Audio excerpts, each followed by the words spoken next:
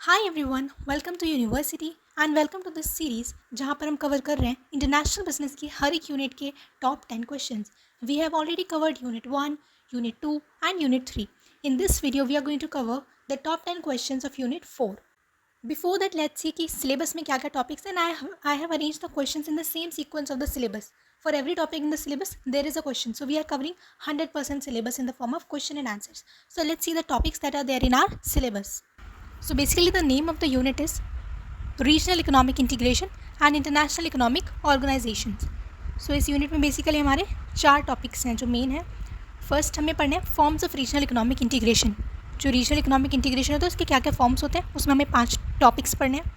Second we will see some integration efforts in various regions. इसमें हमें organisations पढ़नी है जैसे European Union, USMCA, SAARC, ASEAN, ये सारी ऑर्गेनाइजेशंस हमें पढ़नी है. Then we have to see the cost and benefits of regional integration. इसके अंदर अपने खुद के 3 टॉपिक्स हैं. एंड फोर्थ टॉपिक में हमें 3 ऑर्गेनाइजेशन पढ़नी है, World trade Organization, then World Bank and IMF. So let's start with question number 1, that is what are regional economic integration. Write short notes about different forms of economic integration. कि regional economic integration होता क्या है और क्या different form के regional economic integration होते हैं. So let's start. Regional economic integration refers to the process by which countries in a particular region enter into agreements to reduce or eliminate trade barriers and coordinate economic policies to promote greater economic cooperation and development. तो basically regional economic integration क्या होता है? एक process होता है जिसमें उस particular reason की जितनी भी कंट्रीज़ हैं वो एक तरीके से साथ में अग्रीमेंट करती हैं कि हम जो अपने एरिया है उसमें ट्रेड बैरियर्स को रिमूव करेंगे या फिर कम कर देंगे और साथ में अपनी जो इकोनॉमिक पॉलिसीज़ हैं उनको कोऑर्डिनेट करेंगे जिससे कि हमारा जो पूरा एरिया है वहाँ पे इकोनॉमिक कोऑपरेशन बढ़े और वहाँ का जो ओवरऑल इकोनॉमिक डेवलपमेंट है वो इंक्रीज़ हो. तो बेसिकली क्या होता है, लाइक हमारा पूरा साउथ एशियन का रीजन है, यहाँ पर जितनी भी कंट्रीज़ हैं वो साथ में एक ग्रुप बना लें कि हम सब एक दूसरे पे ज़्यादा इंपोर्ट एक्सपोर्ट पे टैक्स नहीं लगाएंगे, ज़्यादा रेगुलेशंस नहीं लगाएंगे और एक दूसरे के साथ कोऑपरेट करेंगे ताकि हम सारा एज अ पूरा जो रीजन है साउथ एशिया का वो ग्रो कर सके. तो इस तरीके के जो ग्रुप्स बनते हैं कंट्रीज़ के उनको बोलते हैं regional economic integration. There are several forms of integration, each representing a deeper level of economic and sometimes political unification. These forms differ in the extent of economic policy coordination and sovereignty sharing among member countries. तो ये जो groups बनते हैं, ये जो integration बनती हैं, ये डिफरेंट फॉर्म्स की हो सकती है. डिफरेंट फॉर्म्स किसके ऊपर बेस होते हैं? कितने लेवल का इकोनॉमिक या पॉलिटिकल यूनिफिकेशन है, मतलब कितना ज़्यादा वो कंट्रीज़ आपस में इंटीग्रेट कर रही हैं. जो हम आगे पढ़ेंगे उनसे आपको ये चीज़ और क्लियर होगी. तो बेसिकली हमारे जो main forms of regional economic integration होते हैं वो है free trade area, customs union, common market, economic union and political union. ये डिफरेंट वेज हैं जिनके थ्रू कंट्रीज जो हैं वो आपस में इंटीग्रेट कर सकती हैं अपने एक रीजनल इकोनॉमिक इंटीग्रेशन फॉर्म करके. So first one is free trade area. A free trade area is a regional group where member countries remove tariffs and trade barriers between themselves but maintain independent external trade policies with non-member. This encourages free trade among members while allowing them to control trade with the outside world. So free trade area क्या होता है? एक regional group होता है, कुछ particular countries ने एक group बनाया जहाँ पर उस पूरे ग्रुप की जितनी भी मेंबर कंट्रीज़ हैं वो आपस में एक दूसरे से जो भी ट्रेड करेंगी उसमें टैरिफ्स यानी टैक्सेस जो होते हैं उनको रिमूव कर देती हैं. जो भी ट्रेड बैरियर्स लग रहे हैं, कोटा, लिमिटेशंस, लाइसेंस लेना पड़ेगा, ये सारी रिस्ट्रिक्शंस हटा देते हैं. आपस में जो ट्रेड होगा ये एक चीज़ हो गई. और दूसरी चीज़ होती है कि एक्सटर्नल ट्रेड हो रहा है, मतलब जो कंट्रीज़ इस ग्रुप की मेंबर नहीं है उनके साथ अब हम कैसे डील करेंगे उसके बारे में कोई पॉलिसी नहीं होती है. उनकी इंडिपेंडेंट पॉलिसी होती है कंट्रीज़ की कि वो नॉन मेंबर्स के साथ कैसे डील करेंगे. So basically free trade agreement के अंदर जो मेंबर कंट्रीज़ होती हैं उनके बीच में जो टैरिफ्स एंड ट्रेड बैरियर्स होते हैं वो रिमूव कर दिए जाते हैं. बट बाहर के लोगों से कैसे उनको डील करना है, जैसे साउथ एशिया का एक रीजन है उन्होंने अपना इंटीग्रेशन बनाया, तो इस इंटीग्रेशन में अगर ये फ्री ट्रेड एरिया है तो इसमें क्या होगा कि साउथ एशिया की जितनी भी कंट्रीज़ हैं वो आपस में कैसे डील करेंगे इसके बारे में इसमें रूल्स एंड रेगुलेशंस होंगे स्ट्रिक्ट, उन्हें उससे फॉलो करना पड़ेगा. बट इस ग्रुप के बाहर जो कंट्रीज़ हैं लाइक रशिया हो गया, USA हो गया, इसके साथ इन्हें कैसे डील करना है वो हर एक कंट्री की अपनी मर्जी है. उसके लिए ये ग्रुप कोई भी रूल्स नहीं बनाएगा, बस मेंबर्स के लिए वो रूल्स बनाए जाएंगे कि मेंबर्स के साथ आपको कैसे डील करना है. Next, tariff elimination internally. Members remove tariffs and quotas on goods traded between them to encourage inter regional trade. So basically वही है कि जो भी मेंबर्स होंगे, मेंबर कंट्रीज़ हैं, वो इंटरनली टैरिफ एलिमिनेट कर देते हैं, मतलब जो टैक्स हैं, कोटाज हैं, बाकी रिस्ट्रिक्शंस होते हैं वो हटा देते हैं जो भी गुड्स आपस में ट्रेड करें उन पर, ताकि जो इंटर रीजनल ट्रेड है वो बढ़े. ये पूरे ग्रुप के अंदर, पूरे साउथ एशिया के रीजन के अंदर जितना भी ट्रेड है वो इंक्रीज़ हो, इसलिए वो टैरिफ को इंटरनली एलिमिनेट कर देते हैं. हम ऐसा नहीं बोले कि पूरी दुनिया में आप जो भी ट्रेड करोगे उस पर टैक्स मत लगाना, सिर्फ हम इस पर्टिकुलर ग्रुप की बात करें कि यहाँ पर हम टैरिफ को एलिमिनेट कर देते हैं internally. Second, independent external policies. Each country keeps its own tariff and trade rules for import from non-member countries. तो वही बात हो गया कि जो नॉन मेंबर कंट्रीज है, जो हमारे ग्रुप का पार्ट नहीं है, उसके साथ कैसे डील करना है, उसके लिए हमें कितना टैक्स लगाना है, कोई ट्रेड रूल्स लगाना है इंपोर्ट्स के लिए दूसरी कंट्री से, वो उनकी इंडिपेंडेंट एक्सटर्नल पॉलिसीज़ के ऊपर बेस्ड रहेगा. उसके लिए वो इंडिपेंडेंट है कि उन्हें क्या रूल्स बनाने हैं नॉन मेंबर कंट्रीज़ के लिए. Then rules of origin. Specific rules determine where a product originates to prevent trade deflection through members with lower external tariffs.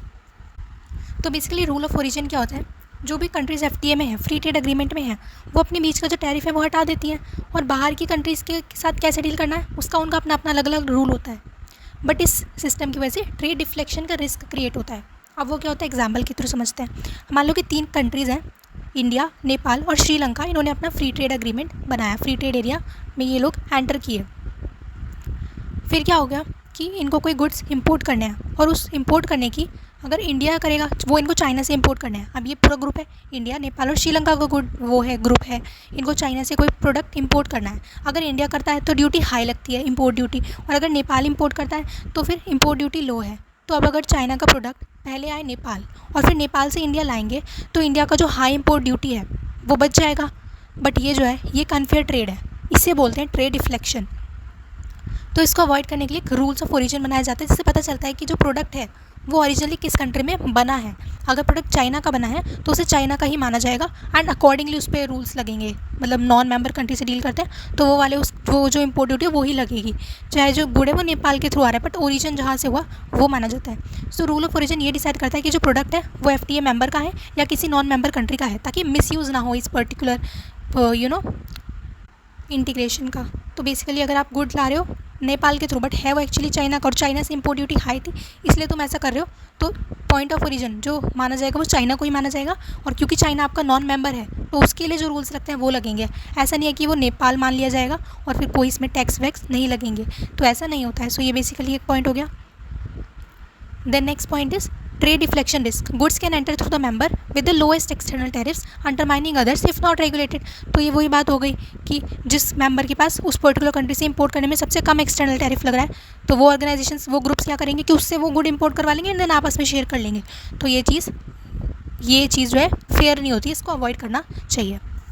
तो ये होता है पहले टाइप का regional economic integration, that is free trade area, जहाँ पर जो मेंबर कंट्रीज़ होती हैं उनमें हम टैरिफ्स एंड ट्रेड बैरियर्स को रिमूव कर देते हैं, बट एक्सटर्नल मेंबर्स जो नॉन मेंबर्स हैं उनके साथ डील करने के लिए हमारी इंडिपेंडेंट पॉलिसीज़ होती हैं. Second one is customs union. A custom union is a deeper form of integration where member countries eliminate tariffs between themselves and adopt a common external tariff on imports from non-members. This creates a unified trade policy with the outside world and prevents trade deflection. तो basically free trade area से ज़्यादा deep integration कौन सा होता है, customs union. इसमें क्या होता है, जो मेंबर कंट्रीज़ हैं वो जो इंटरनल उनके ट्रेड हो रहा है उसको उसके अंदर टैरिफ तो एलिमिनेट करती हैं, साथ ही साथ जो नॉन मेंबर कंट्रीज़ हैं उनके साथ कैसे डील करना है इसका भी इनका कॉमन एक्सटर्नल टैरिफ को अडॉप्ट करती है. मतलब जितनी भी कंट्रीज़ हैं, अगर साउथ एशिया की कंट्रीज़ ने एक कस्टम्स यूनियन बनाया तो वो बाकी नॉन मेंबर कंट्रीज़ के साथ कैसे डील करेंगी उसका भी उनका कॉमन रूल होगा. कोई उनकी इंडिपेंडेंट पॉलिसी नहीं चलेंगी. जो भी कंट्रीज़ इस ग्रुप के अंदर हैं उनको वही सेम टैरिफ जो है उसको इंपोर्ट पे वही टैक्स लगेगा उनको. तो सबसे पहले common external tariff all members apply the same tariff and trade rules to goods from outside countries. तो जितने भी मेंबर्स होंगे वो आउटसाइड कंट्रीज से अगर कोई भी गुड्स जो है इंपोर्ट करें तो उस पर same tariff, same trade rules apply करेंगे. Then elimination of internal tariffs like FTS, tariffs and quotas between members are removed. But आपस में ट्रेड कर रहे हैं तो उसमें तो वो टैरिफ्स कोटास को रिमूव ही कर देंगे. Then third, trade deflection prevented. Common external tariff stops goods from entering through cheapest member. तो जैसे कि हमने पिछले वाले एग्जाम्पल में देखा कि उसमें हमारे सबके बाहर के लोगों से डील करने के अलग अलग रूल्स थे. कोई बाहर के लोगों से ज़्यादा उसका ज़्यादा टैरिफ लगता था, किसी का कम टैरिफ लगता था. तो इसमें हम क्या करते थे कि जिसका कम लग रहा है उसके थ्रू गुड्स को ले आते थे अपने ग्रुप में एंड देन आपस में उसको शेयर कर लेते थे. बट यहाँ पर क्या होगा कि हमें बाहर के लोगों से कैसे डील करना है, सबका सेम रेट लगेगा, तो किसी का लो ही नहीं है, किसी का ज़्यादा ही नहीं है. तो इससे जो ट्रेड डिफ्लेक्शन होती है वो प्रिवेंट हो जाती है क्योंकि सबका सेम ही एक्सटर्नल टैरिफ है. तो इससे कोई भी जो गुड है वो ऐसे नहीं कि चीपेस्ट मेंबर के थ्रू एंटर कर जाए. आई होप ये समझ में आ गया होगा. Then policy coordination required. Members must coordinate trade policies and customs procedures. अब क्या है, हम इतने सारे रूल्स बना रहे हैं कि हमें बाहर के लोगों से ऐसे डील करना है, इसके लिए हमने पॉलिसीज़ बनाई. तो जितने भी मेंबर्स हैं उनसे रिक्वायर्ड है कि जो भी ट्रेड पॉलिसीज़ बन रही हैं, जो भी कस्टम की प्रोसीजर्स बन रहे हैं, उनको तुम्हें कोऑर्डिनेट करना है, उनको कंप्लाई करना है. ठीक है। सो ये हो जाती है second form of regional economic integration, that is customs union. Now let's see the third one, that is common market. A common market expands on a customs union by allowing free movement of labor, capital, services and goods among member countries. It requires harmonization of regulations to facilitate the mobility. तो basically अभी तक क्या हो रहा था, customs union में क्या हो रहा था, हम सिर्फ जो गुड्स एंड सर्विसेज है वो अक्रॉस कंट्रीज़ एक दूसरे के साथ ट्रेड कर रहे हैं और उस पर हम टैरिफ्स वगैरह नहीं लगा रहे हैं. बट जब एक कॉमन मार्केट क्रिएट होती है, कुछ कंट्रीज़ ने मिलकर अगर कॉमन मार्केट बनाई है तो उनके साथ गुड्स एंड सर्विसेज तो बिना टैरिफ एंड बिना ट्रेड बैरियर्स के एक्सपोर्ट इंपोर्ट होंगे ही. साथ ही साथ एक और चीज़ यहाँ पर बहुत इंपॉर्टेंट होती है कि जो लेबर है, कैपिटल हो गया, सर्विस हो गई, गुड्स हो गई, जो मेंबर कंट्रीज हैं उनके बीच में फ्री मूवमेंट होगा.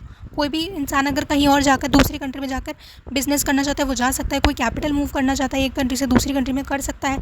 गुड्स सर्विसेज तो कर ही सकता है. तो इस तरीके से जब एक कॉमन मार्केट इस्टेब्लिश होती है उसको बोलते हैं, ये भी एक हमारे एक फॉर्म का रीजनल इकोनॉमिक इंटीग्रेशन होता है. It requires harmonisation of regulations to facilitate the mobility. Of course हमें अगर इतनी सारी कंट्रीज़ के बीच में अगर ये चीज़ों की मोबिलिटी लानी है कि हम एक जगह से दूसरी जगह मूवमेंट कर पा रहे हैं लेबर का, कैपिटल का, तो इसके लिए जो भी रेगुलेशंस है, रूल्स हैं, वो हर कंट्री के अलग अलग होते हैं. उनको हमें हार्मोनाइज़ करना पड़ेगा ताकि ये जो मोबिलिटी है, ये जो मूवमेंट है, ये पॉसिबल हो पाए. तो यही हमारे की पॉइंट्स हैं. फ्री मूवमेंट ऑफ फैक्टर्स होता है इसमें, like labour, capital, services and goods move freely across borders. एक कंट्री से दूसरी कंट्री में ये चीज़ें फ्रीली मूव कर सकती है, कोई इन पर रिस्ट्रिक्शंस नहीं लगाई जाती है.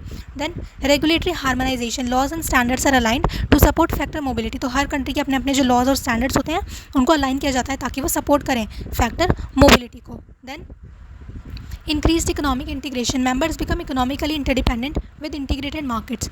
तो जो भी मेंबर्स होते हैं वो एक दूसरे के ऊपर क्या बन जाते हैं, इकोनॉमिकली इंटरडिपेंडेंट बन जाते हैं. क्योंकि हमारी एक जो मार्केट है वो ओवरऑल एक मार्केट क्रिएट हो गई है, तो हम एक दूसरे के ऊपर डिपेंडेंट हो जाते हैं लेबर के लिए, रिसोर्सेज के लिए, गुड सर्विसेज के लिए. जैसे कि एक सिर्फ एक कंट्री में होता है वैसे अभी पूरे जितने भी ग्रुप के अंदर कंट्रीज है वो आपस में इंटीग्रेट हो जाती हैं. Then encourages investment and employment. Businesses and workers can operate across member states without barriers. तो ऑफकोर्स इससे लोगों के लिए इन्वेस्टमेंट अपॉर्चुनिटीज़ बढ़ती है. अभी सिर्फ तुम यहीं अपनी कंट्री में ही इन्वेस्ट कर सकते थे, बट तुम्हें फ्री मूव वो दे दिया कि तुम कैपिटल का कहीं भी मूवमेंट कर सकते हो. ये जो पूरा ग्रुप है इसमें किसी भी कंट्री में जाके तुम बिना किसी रिस्ट्रिक्शंस के इन्वेस्टमेंट कर सकते हो. साथ ही साथ जो एम्प्लॉयमेंट अपॉर्चुनिटीज़ हैं वो बढ़ती हैं लोगों के लिए. हमारी कंट्री में मान लो उतनी एम्प्लॉयमेंट अपॉर्चुनिटी नहीं है तो हम दूसरी कंट्री में जाकर काम कर सकते हैं. तो इसको बोलते हैं common market. Let's move to the fourth one, that is economic union. An economic union combines the features of a common market with harmonized economic policies, including fiscal and monetary policy. It may include a shared currency and institutions to oversee policy coordination.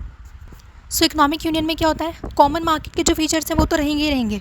मतलब जो factor mobility वाला factor है कि labour, capital, services वगैरह move कर सकते हैं एक कंट्री से दूसरी कंट्री में, दैट इज स्टिल प्रेजेंट. साथ ही साथ एक और एडिशनल चीज़ हो गई कि यहाँ की जो इकोनॉमिक पॉलिसीज़ हैं, फिजिकल पॉलिसीज़ है, मॉनेटरी पॉलिसीज़ है, उस ग्रुप के अंदर जितनी भी कंट्रीज़ हैं सबकी हार्मोनाइज कर दी जाती है, एक जैसी कर दी जाती है, एक दूसरे से इंटीग्रेट कर दी जाती हैं. जैसे कि पूरा हमारा इंडिया, पाकिस्तान, बांग्लादेश, श्रीलंका हो गया, इसमें हमने सारी कंट्रीज़ में सेम इकोनॉमिक पॉलिसीज़ लगा दी, same physical and monetary policies लगा दी, और हमने जो करेंसी है वो भी हर कंट्री की सेम कर दी. तो उसको बोलेंगे कि ये इकोनॉमिक यूनियन है. सबसे पहला पॉलिसी हार्मोनाइजेशन, जैसे कि unified physical monetary economic policies among members. तो चाहे फिजिकल पॉलिसी हो, चाहे मॉनेटरी पॉलिसी हो, चाहे इकोनॉमिक पॉलिसी हो, वो यूनिफाई कर दी जाती है सारे मेंबर्स के अंदर. जो भी मेंबर कंट्रीज में एक ही तरीके की पॉलिसी एप्लीकेबल कर दी जाती है. Then shared institutions, centralise bodies manage economic policy and currency. अब पॉलिसी सेम है तो वो पॉलिसी फॉलो हो रही है कि नहीं, इनको देखने वाली बॉडी भी सेम ही हो जाती है.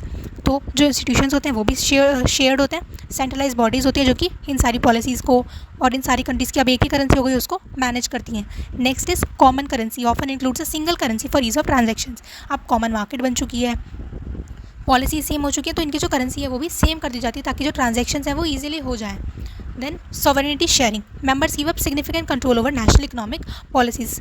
तो जो मेंबर्स हैं वो उनका जो एक इंडिपेंडेंस था, जो उनका अपनी पॉलिसीज़ बनाने में कंट्रोल था, अपनी करेंसी का कंट्रोल था, वो कहीं ना कहीं चला जाता है और एक शेयरिंग वाली चीज़ हो जाती है कि हम यहाँ पर अपनी जो पॉलिसीज़ हैं, हमारा जो कंट्रोल है उसको हम शेयर करके चल रहे हैं बाकी ग्रुप में जो कंट्रीज़ हैं उनके साथ. इसका एग्जांपल है यूरोपियन यूनियन.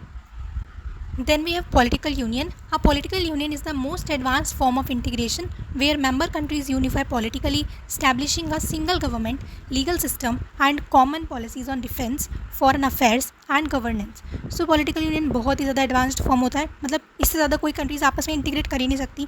यहाँ पर जो भी मेंबर कंट्रीज़ होती हैं वो पॉलिटिकली एक दूसरे के साथ यूनिफाई करती हैं. कैसे करती हैं, पूरी जितने भी ग्रुप में जितनी भी कंट्रीज़ हैं उनकी एक सिंगल गवर्नमेंट होगी, उनका जो लीगल सिस्टम है वो एक होगा, डिफेंस, फॉरेन अफेयर्स, गवर्नेंस, इनके बारे में जो पॉलिसीज़ हैं वो भी एक होंगी। लाइक अगर हम ऊपर वाले इकोनॉमिक यूनियन में बात करें तो सिर्फ इकोनॉमिक पॉलिसीज़, यानी हमारी फिजिकल पॉलिसी हो गई, मॉनेटरी पॉलिसी हो गई, इन सबको सेम किया गया था। बट नाउ जो हमारी सबसे इंपॉर्टेंट पॉलिसीज़ होती हैं, जो डिफेंस से रिलेटेड हो गया, फॉरेन अफेयर्स, गवर्नेंस, इन सब की जो पॉलिसीज़ होती हैं वो भी एक ही हो जाती हैं पूरे के पूरे ग्रुप के लिए। So there is a complete political integration, unified political institutions and governance across members. पूरे जो पूरा ग्रुप है उसके अंदर जो पॉलिटिकल इंस्टीट्यूशंस होंगे वो सेम रहेगा, और जो गवर्नमेंट इलेक्ट होगी वो पूरे पूरे ग्रुप की एक ही गवर्नमेंट इलेक्ट होगी। Then loss of national sovereignty, member surrender full control over political and legal matters. तो यहाँ पर जो नेशनल सॉवरेनिटी है, मतलब उनकी जो इंडिपेंडेंस थी एक नेशन की, वो यहाँ पर टोटली ख़त्म हो जाती है। वो अपने कंट्रोल को सरेंडर कर देते हैं और वो जो है एक एक लाइक अ बिग नेशन उसका पार्ट बन जाते हैं। देन कॉमन पॉलिसीज़, जो भी डिफेंस की पॉलिसीज़ हैं, फॉरेन रिलेशन लेजिस्लेशन की पॉलिसीज़ हैं, वो इन सब की अब कॉमन बन जाती हैं। It's a very rare and complex form of regional economic integration, बहुत ही कम देखने को मिलता है because it requires deep political, cultural and social integration, क्योंकि इतने सारे देशों को पॉलिटिकल लेवल पे, कल्चरल लेवल पे, सोशल लेवल पे, उनका लीगल सिस्टम, उनका गवर्नमेंट पॉलिसीज़, सब चीज़ों को इंटीग्रेट करना बहुत ही ज़्यादा डिफ़िकल्ट काम है। तो इसका जो एग्जांपल है वो है हमारा यूनाइटेड स्टेट्स ऑफ अमेरिका। ठीक है, so this was question 1 where we studied कि रीजनल इकोनॉमिक इंटीग्रेशन क्या होता है। जब कंट्रीज़ ग्रुप बनाती हैं एक दूसरे को सपोर्ट करने के लिए, उसमें क्या करती है वो ट्रेड बैरियर्स को एलिमिनेट या फिर रिड्यूस कर देती हैं। फिर हमने इसमें फ्री ट्रेड एरिया पढ़ा, उसमें क्या होता है। देन कस्टम्स यूनियन क्या होता है, common market, economic union and political union. Now let's see the question number 2, that is explain the objectives of European union and the implications of Brexit. तो European union क्या होता है, क्यों बना था, और एक ब्रेक्सिट एक इवेंट हुआ था यूरोपियन यूनियन में, उसकी क्या सिग्निफिकेंस है, let's see. So basically the European Union is a regional political and economic bloc formed to promote unity and cooperation among European countries. It evolved from earlier cooperative efforts like the European Economic Community (EEC) and officially became the EU in 1993 with the Maastricht Treaty. As of now it consists of 27 member countries. तो basically European union क्या है, जो भी European countries हैं उन्होंने साथ में मिलके एक रीजनल पॉलिटिकल और इकोनॉमिक ग्रुप बनाया है। उन सब ने अपना एक ग्रुप बनाया जिसमें वो उनका मेन एम क्या है, हमारा जो पूरा यूरोपियन कंट्रीज़ का ग्रुप है उसमें यूनिटी प्रमोट करना और एक दूसरे के साथ कोऑपरेट करके चलना, ताकि आपस में हम लोग अगर कोऑपरेट करके चलेंगे तो हम इकोनॉमिक स्टेबिलिटी को अचीव कर पाएंगे, इकोनॉमिक ग्रोथ को अचीव कर पाएंगे। ऐसा नहीं है कि this is like the first organisation that is formed in Europe. इससे पहले कुछ एफर्ट्स थे, जैसे कि पहले एक यूरोपियन इकोनॉमिक कम्युनिटी बनाई गई थी जो कि 1993 में एक ट्रीटी पास हुई, उसके बाद ये यूरोपियन यूनियन में कन्वर्ट हुई। करंटली ये जो यूरोपियन यूनियन है इसके अंदर 27 मेंबर कंट्रीज़ हैं। तो यूरोप की जितनी भी ओवरऑल कंट्रीज़ हैं, majority of the countries 27 countries are the part of European union.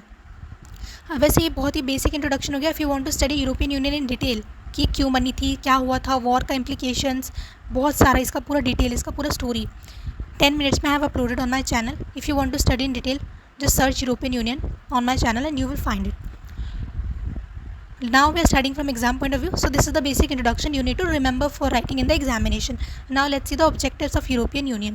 So किस लिए बनाई गई थी, वही चीज़ें हैं। Economic integration to establish a single European market ensuring the free movement of goods, services, capital and labour among member states, ताकि जो पूरा यूरोप है उसमें एक सिंगल यूरोपियन मार्केट की तरह इस्टेब्लिश हो जाए और जितनी भी कंट्रीज़ हैं वो आपस में फ्रीली गुड्स को, सर्विस को, कैपिटल को एंड लेबर को फ्रीली एक दूसरे के साथ एक दूसरे में मूव कर सकें। अगर किसी को दूसरी कंट्री में गुड्स बेचने जाना है तो वो जा सकता है। अगर आप यूरोपियन यूनियन का पार्ट हो तो सारी कंट्रीज जो आपस में इस तरीके से इंटीग्रेटेड हैं।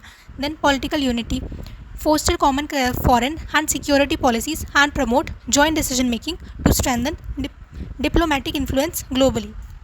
तो बेसिकली यूरोपियन यूनियन में क्या होता है, जितनी भी कंट्रीज़ हैं यूरोप की, अब जो यूरोपियन यूनियन का पार्ट है उनकी जो फॉरेन पॉलिसी है, सिक्योरिटी पॉलिसीज़ हैं, वो सेम रहेंगी। इससे क्या होता है, जो उनका एक डिप्लोमेटिक इन्फ्लुएंस होता है, मतलब अगर कोई कंट्री है यूरोप की, वो कोई छोटी सी कंट्री है, वो अकेले जाके ग्लोबली किसी कंट्री के साथ डील कर रही है तो उसको इतना इन्फ्लुएंस नहीं कर पाएगी, वो शायद अपना उतना पॉइंट नहीं रख पाएगी, उसके ओपिनियन को इतनी रिस्पेक्ट नहीं मिलेगी। बट वहीं जब जॉइंट डिसीजन मेकिंग होती है, पूरा यूरोपियन यूनियन एक साथ अगर किसी चीज़ के लिए नेगोशिएट करता है, अपना पॉइंट ऑफ व्यू किसी मैटर पे रखता है तो उसको ज़्यादा इंपॉर्टेंस दी जाती है। तो इससे उनका एक जो डिप्लोमेटिक इन्फ्लुएंस है वो स्ट्रेंथन होता है। Then social development, promote equality, labour rights and social protection across Europe with standardise policies for health, education and employment.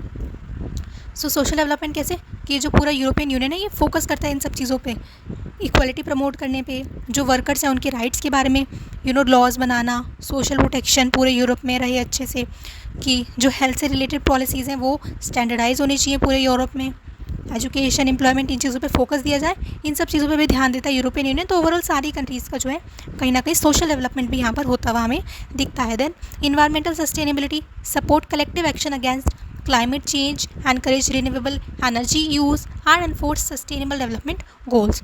तो जो भी इन्वायरमेंट से रिलेटेड प्रॉब्लम्स हैं जैसे क्लाइमेट चेंज हो गया, रिन्यूएबल एनर्जी को यूज़ करना, SDGs जो होते हमारे सस्टेनेबल डेवलपमेंट गोल्स होते हैं, इन सब चीज़ों पे भी ध्यान देके यूरोपियन यूनियन चलता है। ये भी इसके गोल्स होते हैं कि जितनी भी मेंबर कंट्रीज़ हैं उनको इन सब चीज़ों पे ध्यान देना है, इन सब चीज़ों के लिए कलेक्टिव एक्शन लेना है।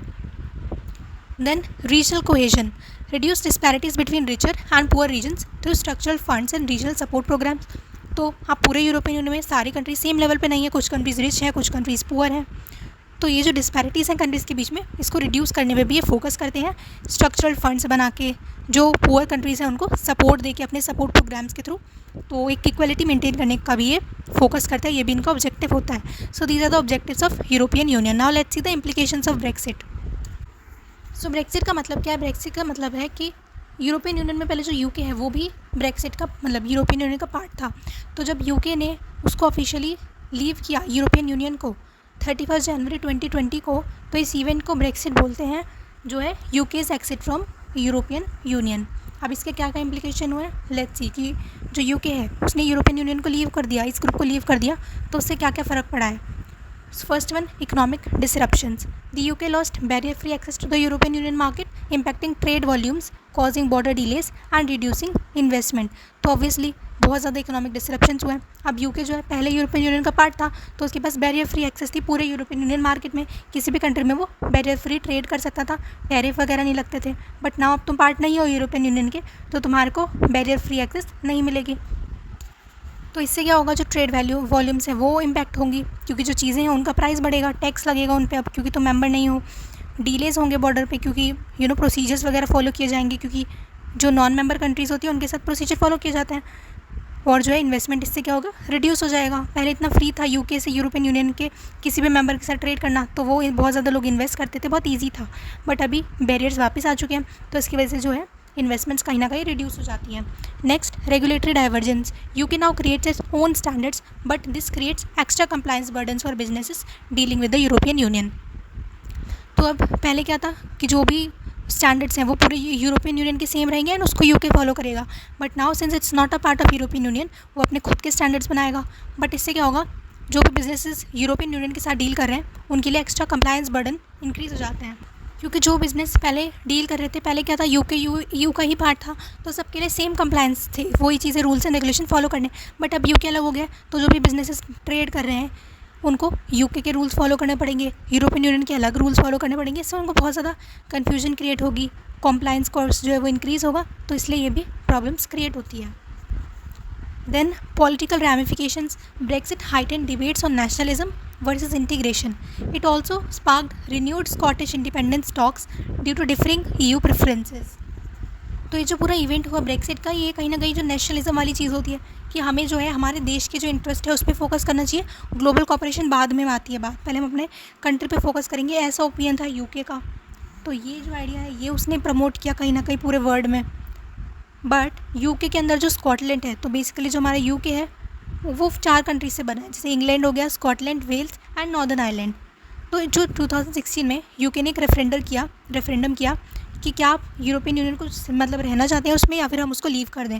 तो जो ओवरऑल यूके के वोट थे उसमें 52% लोगों ने बोला कि उसको लीव कर दो, और बाकी ने बोला कि हमें यहाँ पर यूरोपियन यूनियन का पार्ट रहना है। बट अगर हम इसमें कंट्री वाइज देखें तो स्कॉटलैंड की अगर बात करें तो वहाँ की जो मेजॉरिटी थी 60% से ज़्यादा लोगों ने बोला कि हमें यूरोपियन यूनियन का पार्ट रहना है। तो स्कॉटलैंड जो है वो यूरोपियन यूनियन का पार्ट रहना चाहता था। तो ये यूके के लिए अलग से प्रॉब्लम्स क्रिएट हुई कि कंट्री का कुछ पार्ट्स आता है कि हम अपने नेशनल इंटरेस्ट पे फोकस करें, ना कि ग्लोबल कॉपरेशन पे। वहीं हमारे एक पर्टिकुलर कंट्री चाहती है कि हम उस यूरोपियन यूनियन का पार्ट रहें। तो फिर वो इंडिपेंडेंस की डिमांड करने लगा स्कॉटलैंड। तो ये सारे बहुत सारे पॉलिटिकल रैमिफिकेशंस, बहुत सारे पॉलिटिकल इश्यूज क्रिएट हुए इस पर्टिकुलर इवेंट की वजह से। Then fourth one is labour mobility restrictions. Freedom of movement ended, limiting employment and education opportunities across the UK EU border. मतलब पहले जब यूके EU का पार्ट था तो जो फ्री जो मूवमेंट हो रहा है गुड्स का, सर्विसेज का, बाकी रिसोर्सेज का, लेबर का, कैपिटल का, वो फ्री मूवमेंट अलाउड था। बट अब तुम पार्ट नहीं हो तो वो जो फ्रीडम था तुम्हें मूव करने का वो भी ख़त्म हो गया। तो इससे वहाँ के लोगों के लिए जो एम्प्लॉयमेंट अपॉर्चुनिटीज़ हैं, एजुकेशन अपॉर्चुनिटीज़ हैं, वो कम हो गई इसकी वजह से। तो ये भी एक प्रॉब्लम क्रिएट हुई ब्रेक्सिट की वजह से। Then EU's future outlook. Brexit raise concern about future exits and force the EU to rethink strategies to deepen internal unity and public trust. तो ये जो एक इवेंट हुआ UK, it's a very important part of Europe. तो फिर इसने जो Brexit है मतलब उसको लीव, वो यूरोपियन यूनियन को लीव कर दिया। तो जो ब्रेक्सिट है इसकी वजह से कंसर्न से रेज होने लगे यूरोपियन यूनियन के जो बाकी लोग हैं, कहीं वो भी छोड़ के ना चले जाएं, बाकी सारी कंट्रीज छोड़ने ना लग जाएं इसको देख के। ये जो नेशनलिज्म का आइडिया ये सपोर्ट कर रहा है वो बाकी कंट्रीज़ भी फॉलो ना करने लग जाएं। तो इसलिए जो यूरोपियन यूनियन है उसने अपनी स्ट्रैटेजीज़ को रीथिंक करना स्टार्ट किया और फोकस किया उन्हें कि जो भी हमारी कंट्रीज़ हैं उनकी हम यूनिटी मेंटेन करने की कोशिश करें और पब्लिक ट्रस्ट मेंटेन करने की कोशिश करें, ताकि और कंट्रीज जो हैं वो इसको यूरोपियन यूनियन को छोड़ के ना जाएं। All right, so now let's see question number 3. What is the USMCA? Explain its successes and failures. Let's see ये क्या होता है। The United States Mexico Canada Agreement USMCA, which replaced the North American Free Trade Agreement in 2020, aims to modernize trade relations among the three countries. तो ये जो basically USMCA है, इससे पहले हुआ करता था एक north American free trade agreement, इसको हटा के USMCA लाया गया 2020 में। अब इसका काम क्या है, 3 कंट्रीज़ पे सिर्फ फोकस करता है। 3 कंट्रीज़ का ग्रुप है, नाम से ही पता चल रहा है, US का, मैक्सिको का और कनाडा का। इनके बीच का एक ग्रुप, एक रीजनल इकोनॉमिक इंटीग्रेशन है जो कि इनके जो ट्रेड रिलेशनशिप है उनको मॉडर्नाइज करने के लिए, इनको इंटीग्रेट करने के लिए काम करता है। तो पहले जो नाफ्ता था, north American free trade agreement, उसमें क्या दिक्कत थी, वो जो चेंज वो काफ़ी पहले बना था। तो अब जैसे डिजिटल ट्रेड बहुत बढ़ रहा है, लेबर राइट्स को रिलेटेड बहुत ज़्यादा कंसर्न्स आ रही हैं, इन्वायरमेंट के रिलेटेड हमें कंपनीज़ को लॉज बनाने के लिए रिक्वायरमेंट पड़ रही है, तो वो सब चीज़ें उसमें कवर नहीं थी, इसलिए उसको रिप्लेस किया गया और USMCA बनाया गया, जिसमें ये सारी जो इश्यूज़ हैं इनको एड्रेस किया जाता है। It addresses issues such as digital trade, labour rights, environmental standards that were not fully covered under NAFTA. तो अब ये ऑर्गेनाइजेशन बना, इसकी कुछ सक्सेसेस देखेंगे, फेलियर्स देखेंगे, क्या क्या चीज़ें से उन्होंने अचीव करी एंड किस किन चीज़ों में ये फेल हो गए। First one, modernise trade rules. Updated rules for digital trade, e-commerce and intellectual property provide stronger protection and facilitate innovation. तो जो ट्रेड रूल्स हैं उनको इन्होंने मॉडर्नाइज़ किया, जो रूल्स हैं उनको उसमें अपडेट्स किए, चीज़ें ऐड करी, जैसे डिजिटल ट्रेड के लिए कुछ रूल्स बनाए होंगे, ई-कॉमर्स के लिए रूल्स बनाए, इंटेलेक्चुअल प्रॉपर्टी बहुत ज़्यादा ग्रो कर रही है उसके लिए रूल्स बनाए होंगे, ताकि जो भी लोग इन सब चीज़ों में डील कर रहे हैं उनको एक प्रोटेक्शन मिल जाए एंड इनोवेशन को सपोर्ट मिले। अगर इनके लिए रूल्स नहीं होंगे तो लोग इनोवेशन करने की सोचेंगे ही नहीं। तो इसलिए इसमें ये सारे मॉडर्नाइज ट्रेड रूल्स ऐड किए गए। Then stronger labour standards includes provision to improve labor conditions, especially in Mexico, such as freedom of association and collective bargaining. तो यहाँ पर जो लेबर स्टैंडर्ड्स हैं उनके ऊपर भी बहुत ज़्यादा ध्यान दिया गया, ताकि जो भी वर्कर्स हैं उनको अच्छी कंडीशंस प्रोवाइड की जाए, उनके जो वेजेस हैं वो अच्छे से उनको प्रोवाइड किया जाए, जो भी उनकी रिक्वायरमेंट्स होती हैं फुलफ़िल की जाए, उनकी प्रॉब्लम्स को कंसीडर किया जाए। स्पेशली मैक्सिको में जैसे कि freedom of association and collective bargaining, ये सब पावर्स वर्कर्स को वहाँ की दी गई with the help of this particular regional economic integration. Third is environmental commitments, mandates enforcement of environmental standards and cooperation on sustainable development goals. तो जो भी तीनों कंट्रीज़ हैं इन्होंने साथ में अग्रीमेंट किया कि जो भी इन्वायरमेंट के स्टैंडर्ड्स होते हैं उनको हम अच्छे से फॉलो करेंगे, सस्टेनेबल डेवलपमेंट गोल्स की तरफ हम कोऑपरेट करके काम करेंगे। ये सब बेसिक चीज़ें इन्वायरमेंट से related. Then improved automated rules, raises the regional content requirement for vehicles and incentivizes higher wages for auto workers. तो जो भी ऑटोमोबाइल से रिलेटेड रूल्स होते हैं उसको इन्होंने इम्प्रूव किया। सो इन्होंने बेसिकली कुछ ऐसे रूल्स बनाए जिससे हमने रूल्स ऑफ ओरिजिन पढ़ा था कि अगर तुम्हें टैरिफ फ्री ट्रेड चाहिए तो इसी जो कार के पार्ट्स है वो नॉर्थ अमेरिकन मेड होने चाहिए, तो तुम्हें टैरिफ फ्री ट्रेड मिलेगा। ऐसा नहीं कि तुमने बाहर से लाके अमेरिका में लाई एंड देन उसको तो मैक्सिको में भेज रहे हो, तो ऐसा मतलब समझ रहे हो, इस तरीके के उन्होंने रूल्स बनाए। देन वहाँ के जो ऑटो वर्कर्स हैं उनके लिए हायर वेजेस इनकरेज करे, स्पेशली मैक्सिको में, ताकि वेज एक्सप्लॉयटेशन ना हो ऑटो वर्कर्स का। And fifth one is dispute settlement improvements restores and strengthen dispute resolutions mechanisms to ensure fair and transparent trade practices. इन्होंने क्या किया कि जो भी डिस्प्यूट रेजोल्यूशन मैकेनिज्म्स होते हैं, कोर्ट्स होती हैं, ट्रिब्यूनल्स होते हैं जहाँ पे डिस्प्यूट्स को रिजॉल्व किया जाता है, उनको रिस्टोर किया, उनको स्ट्रेंथन किया, ताकि अगर कोई भी पर्सन है उसको सही से फेयर ट्रीटमेंट मिल सके, जो ट्रेड प्रैक्टिसेस है वो ट्रांसपेरेंट हो, जो भी डिस्प्यूट्स हैं वो अच्छे से सेटल हो सकें। इसलिए इन्होंने ये जो डिस्प्यूट सेटलमेंट सिस्टम्स होते हैं इसमें बहुत ज़्यादा इंप्रूवमेंट किया। तो इन्होंने क्या क्या सक्सेस अचीव करी? ट्रेड रूल्स को मॉडर्नाइज किया, digital trade, e commerce, IPR, इन सब को ध्यान में रखते हुए। देन लेबर स्टैंडर्ड्स स्ट्रॉन्ग किए, इन्वायरमेंट से रिलेटेड अपनी कमिटमेंट्स करी।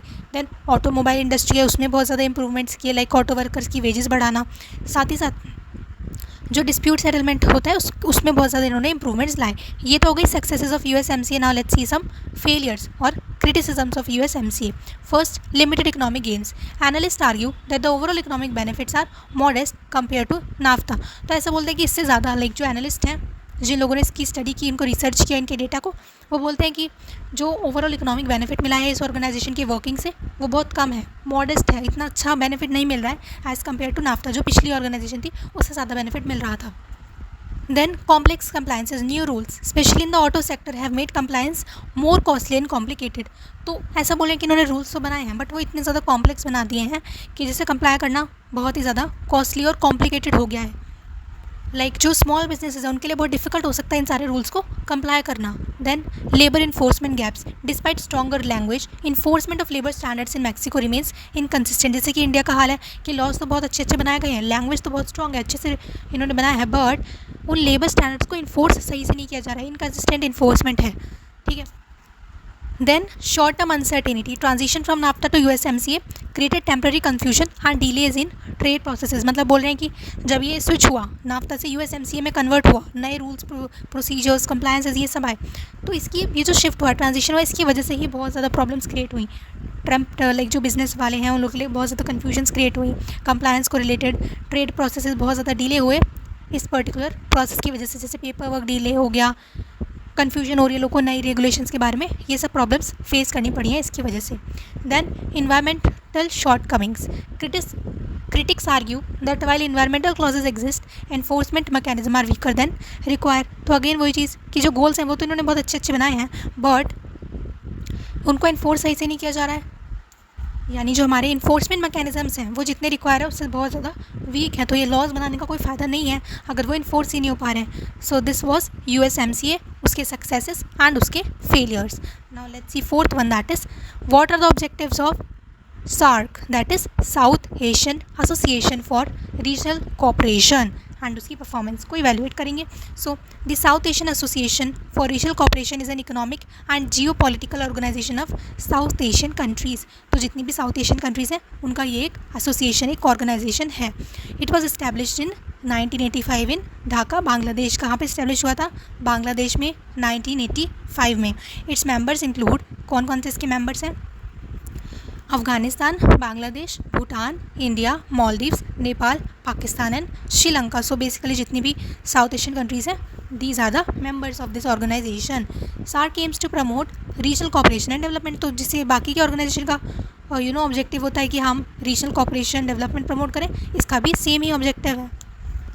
Now let's see the objectives of SAARC। सारे जितने भी ऑर्गेनाइजेशन है कहीं ना कहीं इनके जो ऑब्जेक्टिव्स है वो सेम ही रहते हैं। जैसे कि पहला है प्रमोट्स इकोनॉमिक ग्रोथ, तो ये फैसिलिटेट करता है इकोनॉमिक इंटीग्रेशन और जो वहाँ के लोग हैं उनका लिविंग स्टैंडर्ड्स रेज करता है, उस पर फोकस करता है। कैसे? Mutual cooperation among member states, जो भी मेंबर कंट्रीज़ हैं वो सब साथ में म्यूचुअली कोऑपरेट करें ताकि हमारा इकोनॉमिक ग्रोथ हो, हमारे जो कंट्री के सिटीजन्स हैं उनका लिविंग स्टैंडर्ड्स बढ़े। Then social progress, enhance social welfare through coordinated actions in education, health and culture. तो इससे ओवरऑल जो सोशल वेलफेयर है वो इन्हांस करने का काम करता है। ऑब्जेक्टिव होता है इनका कि हम एजुकेशन के सेक्टर में काम करें, हेल्थ में और कल्चर में, इन सब सेक्टर्स में हम लोग मिल के काम करें। Then regional stability, it strengthens peace and stability in South Asia. तो अगर हमारा ऐसा ग्रुप रहेगा तो जो पूरा साउथ एशियन रीजन है वहाँ पर पीस रहेगी और स्टेबिलिटी होगी। कहने की बात है वैसे तो, बट ठीक है, इनका ये ऑब्जेक्टिव है। Through mutual understanding and conflict resolution की कोई भी कॉन्फ्लिक्ट होगा तो हम उसको रिजॉल्व करके चलेंगे। Then mutual assistant support member countries, मतलब हम जो भी मेंबर कंट्रीज़ हैं उनको सपोर्ट करके चलेंगे, चाहे टेक्निकल सपोर्ट हो चाहे फाइनेंशियल सपोर्ट हो, जब भी उनको ज़रूरत होगी तो उनको सपोर्ट करेंगे। कोलैबोरेशन ऑन ग्लोबल इशूज़, तो जो भी ग्लोबल इशूज़ होते हैं जैसे क्लाइमेट चेंज हो गया, सबसे इंपॉर्टेंट टेररिज्म हो गया, ह्यूमन ट्रैफिकिंग हो गया, इन सब चीज़ों पे जो है हम साथ में जो है फोकस करेंगे, कोलैबोरेट करेंगे और इनके अगेंस्ट वर्क करेंगे। ये इनके ऑब्जेक्टिव्स हैं। देन इवैल्यूएशन ऑफ सार्क, अब देखते हैं कि इन्होंने क्या किया है, कुछ इनका इवैल्यूएशन देखते हैं। Limited achievements, despite it goals SAARC has struggle to achieve significant progress in economic और पॉलिटिकल इंटीग्रेशन, तो वो तो हम देख ही सकते हैं कि गोल्स तो उन्होंने बहुत अच्छे बनाए हैं बट इनको अचीव करने में ये बहुत स्ट्रगल कर रहे हैं, चाहे वो इकोनॉमिक इंटीग्रेशन हो या फिर पॉलिटिकली हम देखें तो दोनों में ही वो सक्सेसफुल होते हुए नहीं दिखे हैं। Then India Pakistan tensions, frequent political conflicts between India and Pakistan have stalled regional cooperation, तो इंडिया और पाकिस्तान के बीच में फ्रीक्वेंटली बहुत बार बार जो है पॉलिटिकल कॉन्फ्लिक्ट्स होते रहते हैं, इससे जो है रीजनल कोऑपरेशन जो है हैम्पर होता है कहीं ना कहीं। Then slow decision making, consensus based decision making has made it difficult to implement key policies quickly, तो जो इस पूरे ग्रुप के डिसीजन मेकिंग है बहुत स्लो है क्योंकि कंसेंसस बेस्ड होती है, मतलब जितने भी लोग हैं वो सब अपना ओपिनियन देंगे, इसकी वजह से चीज़ें हैं कोई इंपॉर्टेंट डिसीजन लेना बहुत ही स्लो हो जाता है। Lack of binding agreements, most initiatives are non binding, reducing accountability and commitment, मतलब जो भी यहाँ पे अग्रीमेंट्स होते हैं वो ऐसे बाइंडिंग नहीं होते कि तुम अगर ऐसा नहीं करोगे तो तुम्हें इतनी पनिशमेंट मिलेगी या फिर तुम्हें ग्रुप से निकाल दिया जाएगा, ऐसा कुछ नहीं होता, बहुत चिल इन्वायरमेंट रहता है, इसलिए यहाँ पर अकाउंटेबिलिटी कम रहती है, कमिटमेंट कम रहती है। अग्रीमेंट बना तो लिया बट कोई फॉलो कर रहा है कोई नहीं कर रहा है, इस तरीके की नॉन सीरियसनेस हमें इसमें देखने को मिलती है। Then potential for revitalisation, with political will and reforms, SAARC still holds potential for meaningful regional integration, अगर चाहें ये तो इनमें पोटेंशियल है कि ये ऑर्गेनाइजेशन जो है ये एक मीनिंगफुल रीजनल इंटीग्रेशन बन सकता है, ये जो इसके ऑब्जेक्टिव्स हैं इनको अचीव कर सकता है, बस इसमें पॉलिटिकल विल की ज़रूरत है एंड कुछ रिफॉर्म्स की ज़रूरत है। So this was South Asian Association for Regional Cooperation. Now let's see the next one, that is what are the objectives of ASEAN, evaluate its effectiveness. So this is another group, the Association of South East Asian Nation, तो South East के जो Nations है like Indonesia, Malaysia, इन सब का जो association है वो इसके बारे में हम यहाँ पर पढ़ने वाले हैं। So the Association of South East Asian Nations is a regional intergovernmental organisation established in 1967 in Bangkok, Thailand, तो कहाँ पर ये इस्टेब्लिश हुई थी, बैंकॉक, थाईलैंड में 1967 में। इट्स मेंबर स्टेट इंक्लूड कौन से इसके मेंबर स्टेट हैं, let's see, Indonesia, Malaysia, Philippines, Singapore, Thailand, Brunei, Vietnam, Laos, Myanmar and Cambodia, these are the countries जो कि इसके मेंबर हैं। ASEAN aims to promote political and economic cooperation and regional stability among its members, like any other organisation इसका aim क्या है कि जितनी भी कंट्रीज़ हैं, मेंबर कंट्रीज़ हैं, वो पॉलिटिकली कोऑपरेट करें, इकोनॉमिकली कोऑपरेट करें और जितने भी मेंबर्स हैं उनके बीच में एक रीजनल स्टेबिलिटी बन के रहे। Now let's see, it's objective same ही रहने वाले हैं, देखना वही चीज़ें तुम लिख सकते हो जो हमने पिछले वाले में लिखी थी, like economic growth, it accelerates economic growth and development through trade liberalisation and economic integration, तो कहीं ना कहीं यहाँ पर ट्रेड लिबरलाइजेशन और इकोनॉमिक इंटीग्रेशन करते हैं हम, अपने जो मेंबर कंट्रीज उनके बीच में फ्रीडम देते हैं कि आप कहीं से कहीं भी कोई गुड्स वगैरह को सेल परचेज कर सकते हो, इकोनॉमिक इंटीग्रेशन करते हैं, तो इससे क्या होता है, इकोनॉमिक ग्रोथ अचीव होती है एंड डेवलपमेंट होता है। देन रीजनल पीस, इससे क्या होता है, पीस प्रमोट होती है, स्टेबिलिटी रहती है उस पर्टिकुलर रीजन में, सिक्योरिटी होती है, किसी के बीच में कोई कॉन्फ्लिक्ट्स नहीं होंगे, नॉन इंटरफेरेंस इन डायलॉग को ये प्रमोट करता है। Then cultural cooperation, it encourages cultural exchange and foster understanding among member states, तो इससे क्या होता है, इंटीग्रेट करके चलेंगी अगर सारी कंट्रीज़ तो एक दूसरे के कल्चर को अच्छे से समझ पाएंगे, कल्चरल एक्सचेंजेस होंगे और जो अंडरस्टैंडिंग है वो बिल्ड होगी मेंबर स्टेट्स के बीच में। Then collaboration on global challenges, again हम लोग साथ में काम करेंगे जितने भी मेंबर कंट्रीज़ हैं, जो भी ट्रांसनेशनल इशूज़ होते हैं जैसे climate change, disaster response, pandemic management, इन सब पे हम लोग साथ में मिलकर काम करेंगे as a group. Then social progress promotes social justice and better living standards through regional cooperation, so इससे इनका मतलब ये सोचते हैं कि हम लोग सोशल जस्टिस प्रमोट करेंगे और जो भी हमारे जो रीजन है वहाँ पर लोगों के लिए अच्छे लिविंग स्टैंडर्ड्स प्रमोट करने का काम हम करेंगे। So these are the objectives of ASEAN. Then we have evaluation, क्या काम किया इन्होंने, क्या क्या चीज़ें इन्होंने अचीव करी हैं, let's see. Successful economic integration, launch the ASEAN economic community AEC to promote single market and production base, तो इकोनॉमिक इंटीग्रेशन तो उन्होंने अच्छे से कर लिया है, एक इन्होंने इकोनॉमिक कम्युनिटी बनाई जो कि सिंगल मार्केट प्रमोट करती है पूरे एरिया में और प्रोडक्शन बेस जो है वो यूनिफाई करके चलती है। Then diplomatic achievements, created effective platform for dialogue reducing tension among member states, तो इन्होंने कुछ डिप्लोमेटिक पॉलिटिकल अचीवमेंट्स भी करी, कि इन्होंने एक प्लेटफॉर्म क्रिएट कर दिया। ये जो एशियन एक काइंड ऑफ प्लेटफॉर्म है कि अगर जो मेंबर स्टेट्स हैं उनके बीच में कोई भी कॉन्फ्लिक्ट हो गया है, कोई टेंशन चल रही है, कोई इश्यूज़ हैं, तो उनको यहाँ पर आके हम लोग साथ में रिजॉल्व कर लेंगे, तो इससे एक पीस मेंटेन रहेगी। Then flexible cooperation, the principle of consensus and non interference has help maintain unity but sometimes hinders decisive action. तो ये भी वैसे ही प्रिंसिपल्स फॉलो करती है कि कोई भी चीज़ है उस पर सब लोग का हम अग्रीमेंट लेंगे, कोई भी कंट्री जो है इंटरफेयर नहीं करेगी दूसरी कंट्री के उस इंपॉर्टेंट मैटर्स में। तो इन सब चीज़ों से जो है यूनिटी तो मेंटेन हुई है, बट कहीं ना कहीं उनके डिसिसिव एक्शन जो है वो हिंडर होते हैं। मतलब हमें कोई क्विकली डिसीजन लेना है तो सबके लिए हमें वेट करना पड़ेगा, सबका कंसेंसस आना चाहिए, इस तरीके से। Then limited enforcement power, ASEAN has no strong enforcement mechanism which weakens policy implementation. तो ये तो ग्लोबल प्रॉब्लम है कि पॉलिसी बनाई तो बहुत अच्छी जाती है, बट इम्प्लीमेंट करने के लिए किसी भी कंट्री के पास अच्छे से मैकेनिज्म नहीं होते, वो उन चीज़ों को अच्छे से इम्प्लीमेंट नहीं कर पाते हैं। तो यहाँ पर भी स्ट्रॉन्ग इन्फोर्समेंट मैकेनिज्म नहीं है, इससे कि पॉलिसी का जो इम्प्लीमेंटेशन का काम होता है वो कहीं ना कहीं वीक हो जाता है। Then increased global presence, ASEAN has emerged as a significant global player through partnership with major economies like China, US and European Union. तो इसकी जो भी मेंबर कंट्रीज़ हैं, अब ये ऐसे सिंगली डील नहीं करती। चाइना के साथ अगर उन्हें डील करना है, US के साथ, EU के साथ, तो वह एशियन जाती हैं। तो इससे उनका जो एक प्रेजेंस है वो इंक्रीज़ हो गया है, वो एक सिग्निफिकेंट ग्लोबल प्लेयर बन गए हैं इन सारी इकोनॉमीज़ के साथ पार्टनरशिप करके। So this was ASEAN. Now let's see sixth question, that is what are the cost and benefits of regional economic integration. Like हमने इतने सारे ग्रुप्स पढ़े, वी स्टडीड अबाउट की फ्री ट्रेड एरिया क्या होता है। देन पहले तो हमने फॉर्म्स पढ़े रीजनल इकोनॉमिक इंटीग्रेशन की, फिर हमने पढ़े जो एक्चुअली में बनाए गए हैं इंटीग्रेशन, जैसे European Union, USMCA, SAARC, ASEAN. तो ये सब जो बनाए गए हैं, ग्रुप्स बनाए जाते हैं, इनके क्या फ़ायदे होते हैं, इनके क्या नुकसान होते हैं, वो देखते हैं कि ऐसे ग्रुपिंग करने का क्या हमेशा फ़ायदा ही होगा या फिर कुछ नुकसान भी होगा। So this is our question number 6, starting with the benefits of regional integration. First one is trade expansion. Member countries, देखो जब इंटीग्रेशन होता है तो जो मेंबर कंट्रीज़ होती है वो एक दूसरे पे टैक्स नहीं लगाती, बैरियर्स नहीं लगाती, तो कंट्रीज़ को इससे बेनिफिट होता है।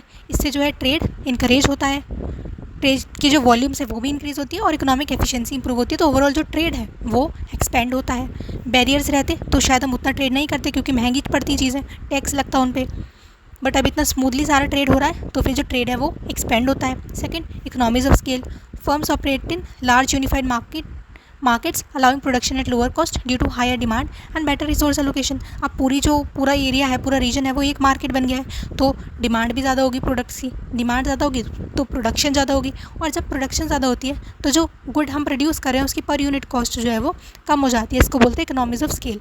तो क्योंकि हम यूनिफाइड मार्केट की तरह ऑपरेट कर रहे हैं तो हमारी जो पर यूनिट कॉस्ट है वो रिड्यूस हो जाती है और हमें इकोनॉमीज ऑफ स्केल मिलती है। वहीं अगर हम सिर्फ अपनी कंट्री में डील करते, बाहर करने पे हमें ट्रेड बैरियर्स वगैरह लगते, तो हमारी डिमांड मेनली हमारी कंट्री की रहती और उस डिमांड पे हम जितना प्रोडक्शन करते उतना ही करते, तो ना तो हमारी प्रोडक्शन बढ़ती, ना पर यूनिट कॉस्ट कम होती, ना हमें इकोनॉमीज ऑफ स्केल अचीव होती। तो ये भी एक बेनिफिट है रीजनल इकोनॉमिक इंटीग्रेशन का। देन इंक्रीज इन्वेस्टमेंट, पॉलिटिकल और इकोनॉमिक स्टेबिलिटी जो है इंटीग्रेटेड रीजन में हो जाती है। जब वो इंटीग्रेट करके चलती है तो वहाँ पर पॉलिटिकल स्टेबिलिटी रहती है, इकोनॉमिक स्टेबिलिटी रहती है। इससे जो है जो इन्वेस्टमेंट्स हैं वो ज़्यादा से ज़्यादा, जो बिजनेस है वो ज़्यादा से ज़्यादा वहाँ पर इन्वेस्ट करना चाहेंगे जहाँ पर स्टेबिलिटी है। मान लो एक ऐसा रीजन है जहाँ पर जितनी भी कंट्रीज़ हैं वहाँ आपस में लड़ती रहती हैं, वॉर होते रहते हैं, कॉन्फ्लिक्ट्स रहते हैं, एक दूसरे पे बहुत ज़्यादा टैक्स लगाते हैं, तो क्या वहाँ पे कोई भी फॉरेन कंट्री आके बिजनेस करना चाहेगी? क्या वहाँ पे कोई भी कंट्री इन्वेस्ट करना चाहेगी? नो। बट वहीं एक ऐसा रीजन है जो खुद ही उन्होंने अपना एक ग्रुप बना रखा है, वो बहुत कोऑपरेट करके चलते हैं हर चीज़ पे, लाइक यूरोपियन यूनियन हो गया, वहाँ पे जो है वो अट्रैक्ट करती हैं ऐसी चीज़ें, डोमेस्टिक इन्वेस्टमेंट्स भी और फॉरेन डायरेक्ट इन्वेस्टमेंट्स को भी। Fourth, enhance political cooperation. Integration जो है कोऑपरेशन ऑब्वियसली प्रमोट करता है। जो चांसेस ऑफ कॉन्फ्लिक्ट्स हैं कि इन कंट्रीज़ के बीच में वॉर हो जाएगा वो बहुत कम हो जाता है कि हम पहले से ही इंटीग्रेट करके चल रहे हैं, हमारे पास एक प्लेटफॉर्म है कि जो भी वॉर मतलब कोई भी ऐसे कॉन्फ्लिक्ट्स वगैरह होंगे तो उसको हम बैठ के बात करके सॉल्व कर लेंगे। Fifth one, consumer benefits. Consumers का क्या बेनिफिट है? कंज्यूमर्स को बहुत ज़्यादा वैरायटी के गुड्स मिलते हैं, वो भी कम प्राइजेस पे। कैसे? पहले हमारे को सिर्फ अपनी कंट्रीज़ के गुड मिल पा रहे थे, बट अब हमारी कंट्री ने दूसरी कंट्रीज़ के साथ रीजनल इकोनॉमिक इंटीग्रेशन फॉर्म कर लिया, तो वो कंट्रीज़ भी फ्रीली हमारे कंट्री में गुड्स वगैरह ला के बेच सकते हैं। तो हमें बहुत ज़्यादा वैरायटी ऑफ गुड्स मिल रही है और लोअर प्राइस के गुड्स भी मिल सकते हैं अगर वहाँ पे वो लोग सस्ता बना के बेच रहे हैं तो। ठीक है, तो ये सब जो है बेनिफिट्स होते हैं रीजनल इकोनॉमिक इंटीग्रेशन के। नाउ लेट्स सी कि नुकसान क्या होते हैं। First one is loss of sovereignty. Nation जो है उनको अपना जो डिसीजन मेकिंग पावर है वो देना पड़ता है रीजनल इंस्टीट्यूशन को। मतलब पहले हम हमारे सारे डिसीजंस खुद लेते थे, बट अब हम एक ग्रुप का पार्ट है, तो जो ग्रुप बोलेगा कहीं ना कहीं हमें उसकी बात माननी पड़ेगी। तो हमारी जो इंडिपेंडेंस है, सॉवरेनिटी है, वो कहीं ना कहीं लॉस हो जाती है, जिससे कि हो सकता है किसी किसी नेशन का जो नेशनल इंटरेस्ट है वो कॉन्फ्लिक्ट हो जाए, जैसे कि हमने ब्रेक्सिट के एग्जाम्पल में देखा। यूके को लग रहा था कि यार मेरे को अपने डिसीजन खुद लेना है, मुझे नेशनल इंटरेस्ट पे फोकस करना है, तो उसने जो यूरोपियन यूनियन है उसको इसलिए छोड़ दिया। तो ऐसे ही बाकी कंट्रीज़ भी अपने नेशनल इंटरेस्ट को अगर ज़्यादा ध्यान दें तो हो सकता है, अगर उनको लग रहा है कि हमारी सॉवरेनिटी, हमारी इंडिपेंडेंस हैम्पर हो रही है, तो वो उस इंटीग्रेशन को छोड़ देंगी। Second, unequal distribution of gains. तो जितने भी मेंबर्स होते हैं, अब एक पूरे एसोसिएशन में बहुत सारे मेंबर्स होते हैं, तो ऐसा ज़रूरी नहीं होता कि सारे मेंबर्स को इक्वल बेनिफिट मिले। जो ज़्यादातर जो स्ट्रॉन्ग इकोनॉमीज होती हैं उनको ज़्यादा बेनिफिट मिलता है, जबकि जो वीक नेशंस होते हैं वो स्ट्रगल करते रहते हैं उस ग्रुप में भी, भले ही वो ग्रुप का पार्ट है बट वो फिर भी स्ट्रगल कर रहे हैं। जो भी बेनिफिट हो रहा है वो जो बड़ी बड़ी इकोनॉमीज है उस ग्रुप में उनको ही हो रहा है। जैसे कि हम फ्रेंड ग्रुप से देखते हैं तो उसमें जो पर्टिकुलर कुछ फ्रेंड्स होते हैं उनका वो बहुत क्लोज होते हैं, बट बाकी जो होते हैं उनको लाइक एक दो बंदे ऐसे होंगे जिनको कोई पूछता भी नहीं है। इस तरीके से जो ग्रुप्स बनते हैं इसमें कुछ जो टॉप इकोनॉमीज होती हैं वो सारा बेनिफिट ले लेती है, एंड जो वीक वाली होती है वो बेचारी स्ट्रगल करती रहती है। तो अनइक्वल डिस्ट्रीब्यूशन ऑफ गेन्स होता है रीजनल इंटीग्रेशन के अंदर। Then structural unemployment. Industries unable to face regional competition may collapse leading to job losses in vulnerable sector. तो जैसे कि इससे क्या होता है, कंपटीशन बढ़ता है। पहली बात तो कि हमारी कंट्री में पहले हमारे कंट्री के जो लोकल लोग हैं वो गुड्स बना रहे थे वो बेच रहे थे, बट अब बाहर के लोग भी आ रहे हैं, दूसरी कंट्रीज़ आ रही हैं यहाँ पर बिजनेस करने। अब हमारी जो यहाँ की लोकल इंडस्ट्रीज़ हैं वो हो सकता है उस कंपटीशन को फेस ना कर पाएँ, वो बहुत सस्ते में गुड बना लेते हैं अपनी मशीन से। यहाँ पर हैंडीक्राफ्ट से काम होता है, हम कॉम्पीट ही नहीं कर पा रहे हैं, तो हमारी जो इंडस्ट्री है वो बंद हो जा रही है, जो बेचारे लोग थे उनकी जॉब जा रही हैं। तो ये सब प्रॉब्लम्स होती हैं कि अनएम्प्लॉयमेंट हो सकती है किसी पर्टिकुलर इंडस्ट्रीज़ में। Then economic dependence. कंट्रीज़ जो हैं हो सकता है वो रीजनल ट्रेड पे ओवरली डिपेंडेंट हो जाएं, और अगर उस पूरे एरिया में कोई भी डाउन टर्न हुआ, कोई प्रॉब्लम हुई, तो वो सफ़र करेंगी उसकी वजह से। तो अगर कोई कंट्री फुल्ली उस ग्रुप पे ही डिपेंड कर जाती है कि मैं तो इस ग्रुप के साथ ही ट्रेड करूँगा क्योंकि यहाँ पर टैक्स नहीं लगते, और उस ग्रुप में ही कुछ हो गया, उस पूरे रीजन में कोई ऐसी चीज़ हो गई जैसे कोई पैंडमिक आ गया, तो अब क्या करेगी वो, पूरी इकोनॉमी कोलैप्स हो जाएगी। And adjustment cost. Shifting from protectionism to open trade require structural adjustment in policies, industries and workforce skills. तो जब कोई भी कंट्री शिफ्ट करती है, अपनी मार्केट को ओपन करती है दूसरी कंट्रीज़ के लिए, जिसको बोलते हैं प्रोटेक्शनिज्म से ओपन ट्रेड में शिफ्ट करना, इसमें बहुत सारी एडजस्टमेंट लगती हैं। हमें हमारी पॉलिसीज़ चेंज करनी पड़ेंगी, इंडस्ट्री में बहुत सारे चेंज लाने पड़ेंगे, वर्क फोर्स को स्किल्स उनके इन्हांसमेंट के लिए हमें उनको ट्रेनिंग्स देनी पड़ेंगी, तो ये बहुत सारी मिसलेनियस कॉस्ट लगती हैं। So this was question number 6, the costs and benefits of regional economic integration. Now let's see question number 7, that is the difference between trade creation and trade diversion. Trade creation क्या होता है, trade diversion क्या होता है, let's see. Trade creation and trade diversion are two concepts in international trade theory that describes the impact of economic integration on trade patterns. तो ये basically दो concepts हैं इंटरनेशनल ट्रेड थ्योरी के अंदर जो कि हमें बताते हैं कि इकोनॉमिक इंटीग्रेशन जब हो रही है तो उसका ट्रेड पैटर्न्स पे क्या इफेक्ट पड़ेगा, मतलब कंट्रीज कितना ट्रेड कर रही हैं वो कितना इम्पैक्ट होगा by the economic integration. Trade creation occurs when the formation of free trade area or customs union leads to an increase in trade between member countries, resulting in overall economic benefit for the group. So trade creation basically क्या होता है कि हमने कोई free trade area बनाया या customs union बनाया, उससे क्या हुआ, ओवरऑल जो हमारी मेंबर कंट्रीज़ हैं उनके बीच में ट्रेड इंक्रीज़ हो गया, ओवरऑल जो पूरा ग्रुप है उसको इकोनॉमिक बेनिफिट होगा, तो इसको बोलते हैं ट्रेड क्रिएशन. मतलब दूसरे वर्ड्स में बोले तो ट्रेड क्रिएशन मतलब creation of new trade. Trade increase हो रहा है एक तरीके से उन मेंबर कंट्रीज़ के बीच में, जो कि नहीं होता अगर ये इकोनॉमिक इंटीग्रेशन नहीं बनती, तो ये ट्रेड इंक्रीज़ नहीं होता. देखो इकोनॉमिक इंटीग्रेशन बनाई, टैक्सेस ट्रेड बैरियर्स रिमूव करे, तो हमारा जो ट्रेड है वो इंक्रीज़ हो गया, इसको बोलते हैं trade creation. This can happen when country specializes in producing goods that they have a comparative advantage and trade with other to obtain goods that they don't produce efficiently. तो जो हमारी comparative advantage थ्योरी होती है, absolute advantage theory होती है कि जिसमें आपका एडवांटेज है वो जब कंट्रीज़ वो गुड्स बनाती है जिसमें वो स्पेशलाइज करती हैं, जिसमें उनके पास कंपैरेटिव एडवांटेज है, और दूसरा गुड वो दूसरी कंट्री से ट्रेड कर लेती हैं, तो इस सिचुएशन में जो है ट्रेड इंक्रीज़ होता है. So this is basically trade creation. A real world example of trade creation can be seen in the creation of European Union. तो ये यूरोपियन यूनियन जो है वो इसका रियल वर्ल्ड एग्जाम्पल है, which removed trade barriers between member countries and created a single market. तो इसमें उन्होंने जो मेंबर कंट्रीज थे उनके बीच में ट्रेड बैरियर्स को रिमूव कर दिया और एक सिंगल मार्केट क्रिएट करी. As a result trade between member countries increase significantly, और एज अ रिजल्ट जो है ट्रेड वो बहुत ज़्यादा इंक्रीज़ होता हुआ हमें दिखा, और पूरे ग्रुप को जो है इकोनॉमिक बेनिफिट्स हुए. For instance, a German car manufacturer can now sell its car to customers in other European Union countries without facing tariffs or other trade barriers, increasing the company's sale and profits. तो अगर कोई भी like German country है, like कोई भी German company है, car manufacturing company है, तो वो अपने जो कार्स हैं वो पूरे EU कंट्रीज़ में कहीं भी सेल कर सकती है बिना किसी टैरिफ्स के, बिना किसी ट्रेड बैरियर्स के। तो उससे जो कंपनी है उसकी सेल्स बढ़ेंगी, प्रॉफिट बढ़ेंगी। तो इस तरीके से जब सेल्स बढ़ते हैं इकोनॉमिक इंटीग्रेशन की वजह से, उसको बोलते हैं ट्रेड क्रिएशन। और अगर ये इकोनॉमिक इंटीग्रेशन नहीं होता तो फिर ये ट्रेड नहीं होता, ये जो ट्रेड क्रिएट हो रहा है ये नहीं होता। Then second topic is trade diversion. Trade diversion क्या होता है? Trade diversion on the other hand occurs when the formation of free trade area or customs union lead to a shift in trade patterns away from more efficient producers outside the group towards less efficient producers within the group। तो इसमें basically क्या होता है कि पहले हम क्या कर रहे थे, पहले हम किसी बाहर के प्रोड्यूसर से, लाइक हमारा जो मेंबर कंट्री नहीं है उससे ट्रेड करते थे और वो बहुत एफिशिएंट था, ठीक है, सस्ते में हमें वहाँ से गुड्स मिलते थे।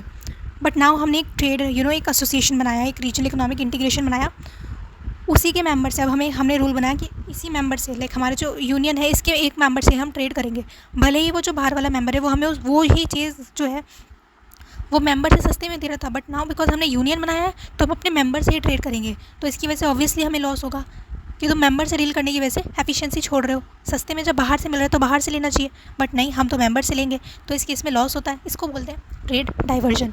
इन other words, trade diversion occurs when a country or group replaces more efficient producer from non member countries with less efficient producer from member countries, resulting in overall economic inefficiencies. मतलब कि दूसरे words में बोले तो trade diversion कब होता है? जब कंट्री जो है या ग्रुप जो है वो क्या करता है, जो एफिशिएंट प्रोड्यूसर है, भले ही वो वो नॉन मेंबर कंट्री से, इसलिए उसे रिप्लेस कर रहे हैं। भले ही वो मोर एफिशिएंट है बट उसको हम रिप्लेस कर रहे हैं, क्यों? क्योंकि वो नॉन मेंबर कंट्री से है, वो हमारे ग्रुप का पार्ट नहीं है, तो उसको हम रिप्लेस कर रहे हैं with less efficient producer from member countries. वही चीज़ अगर फॉर एग्जाम्पल वो हो गया, हमारा नाफ्ता हो गया, उसमें USA, कनाडा और मैक्सिको है।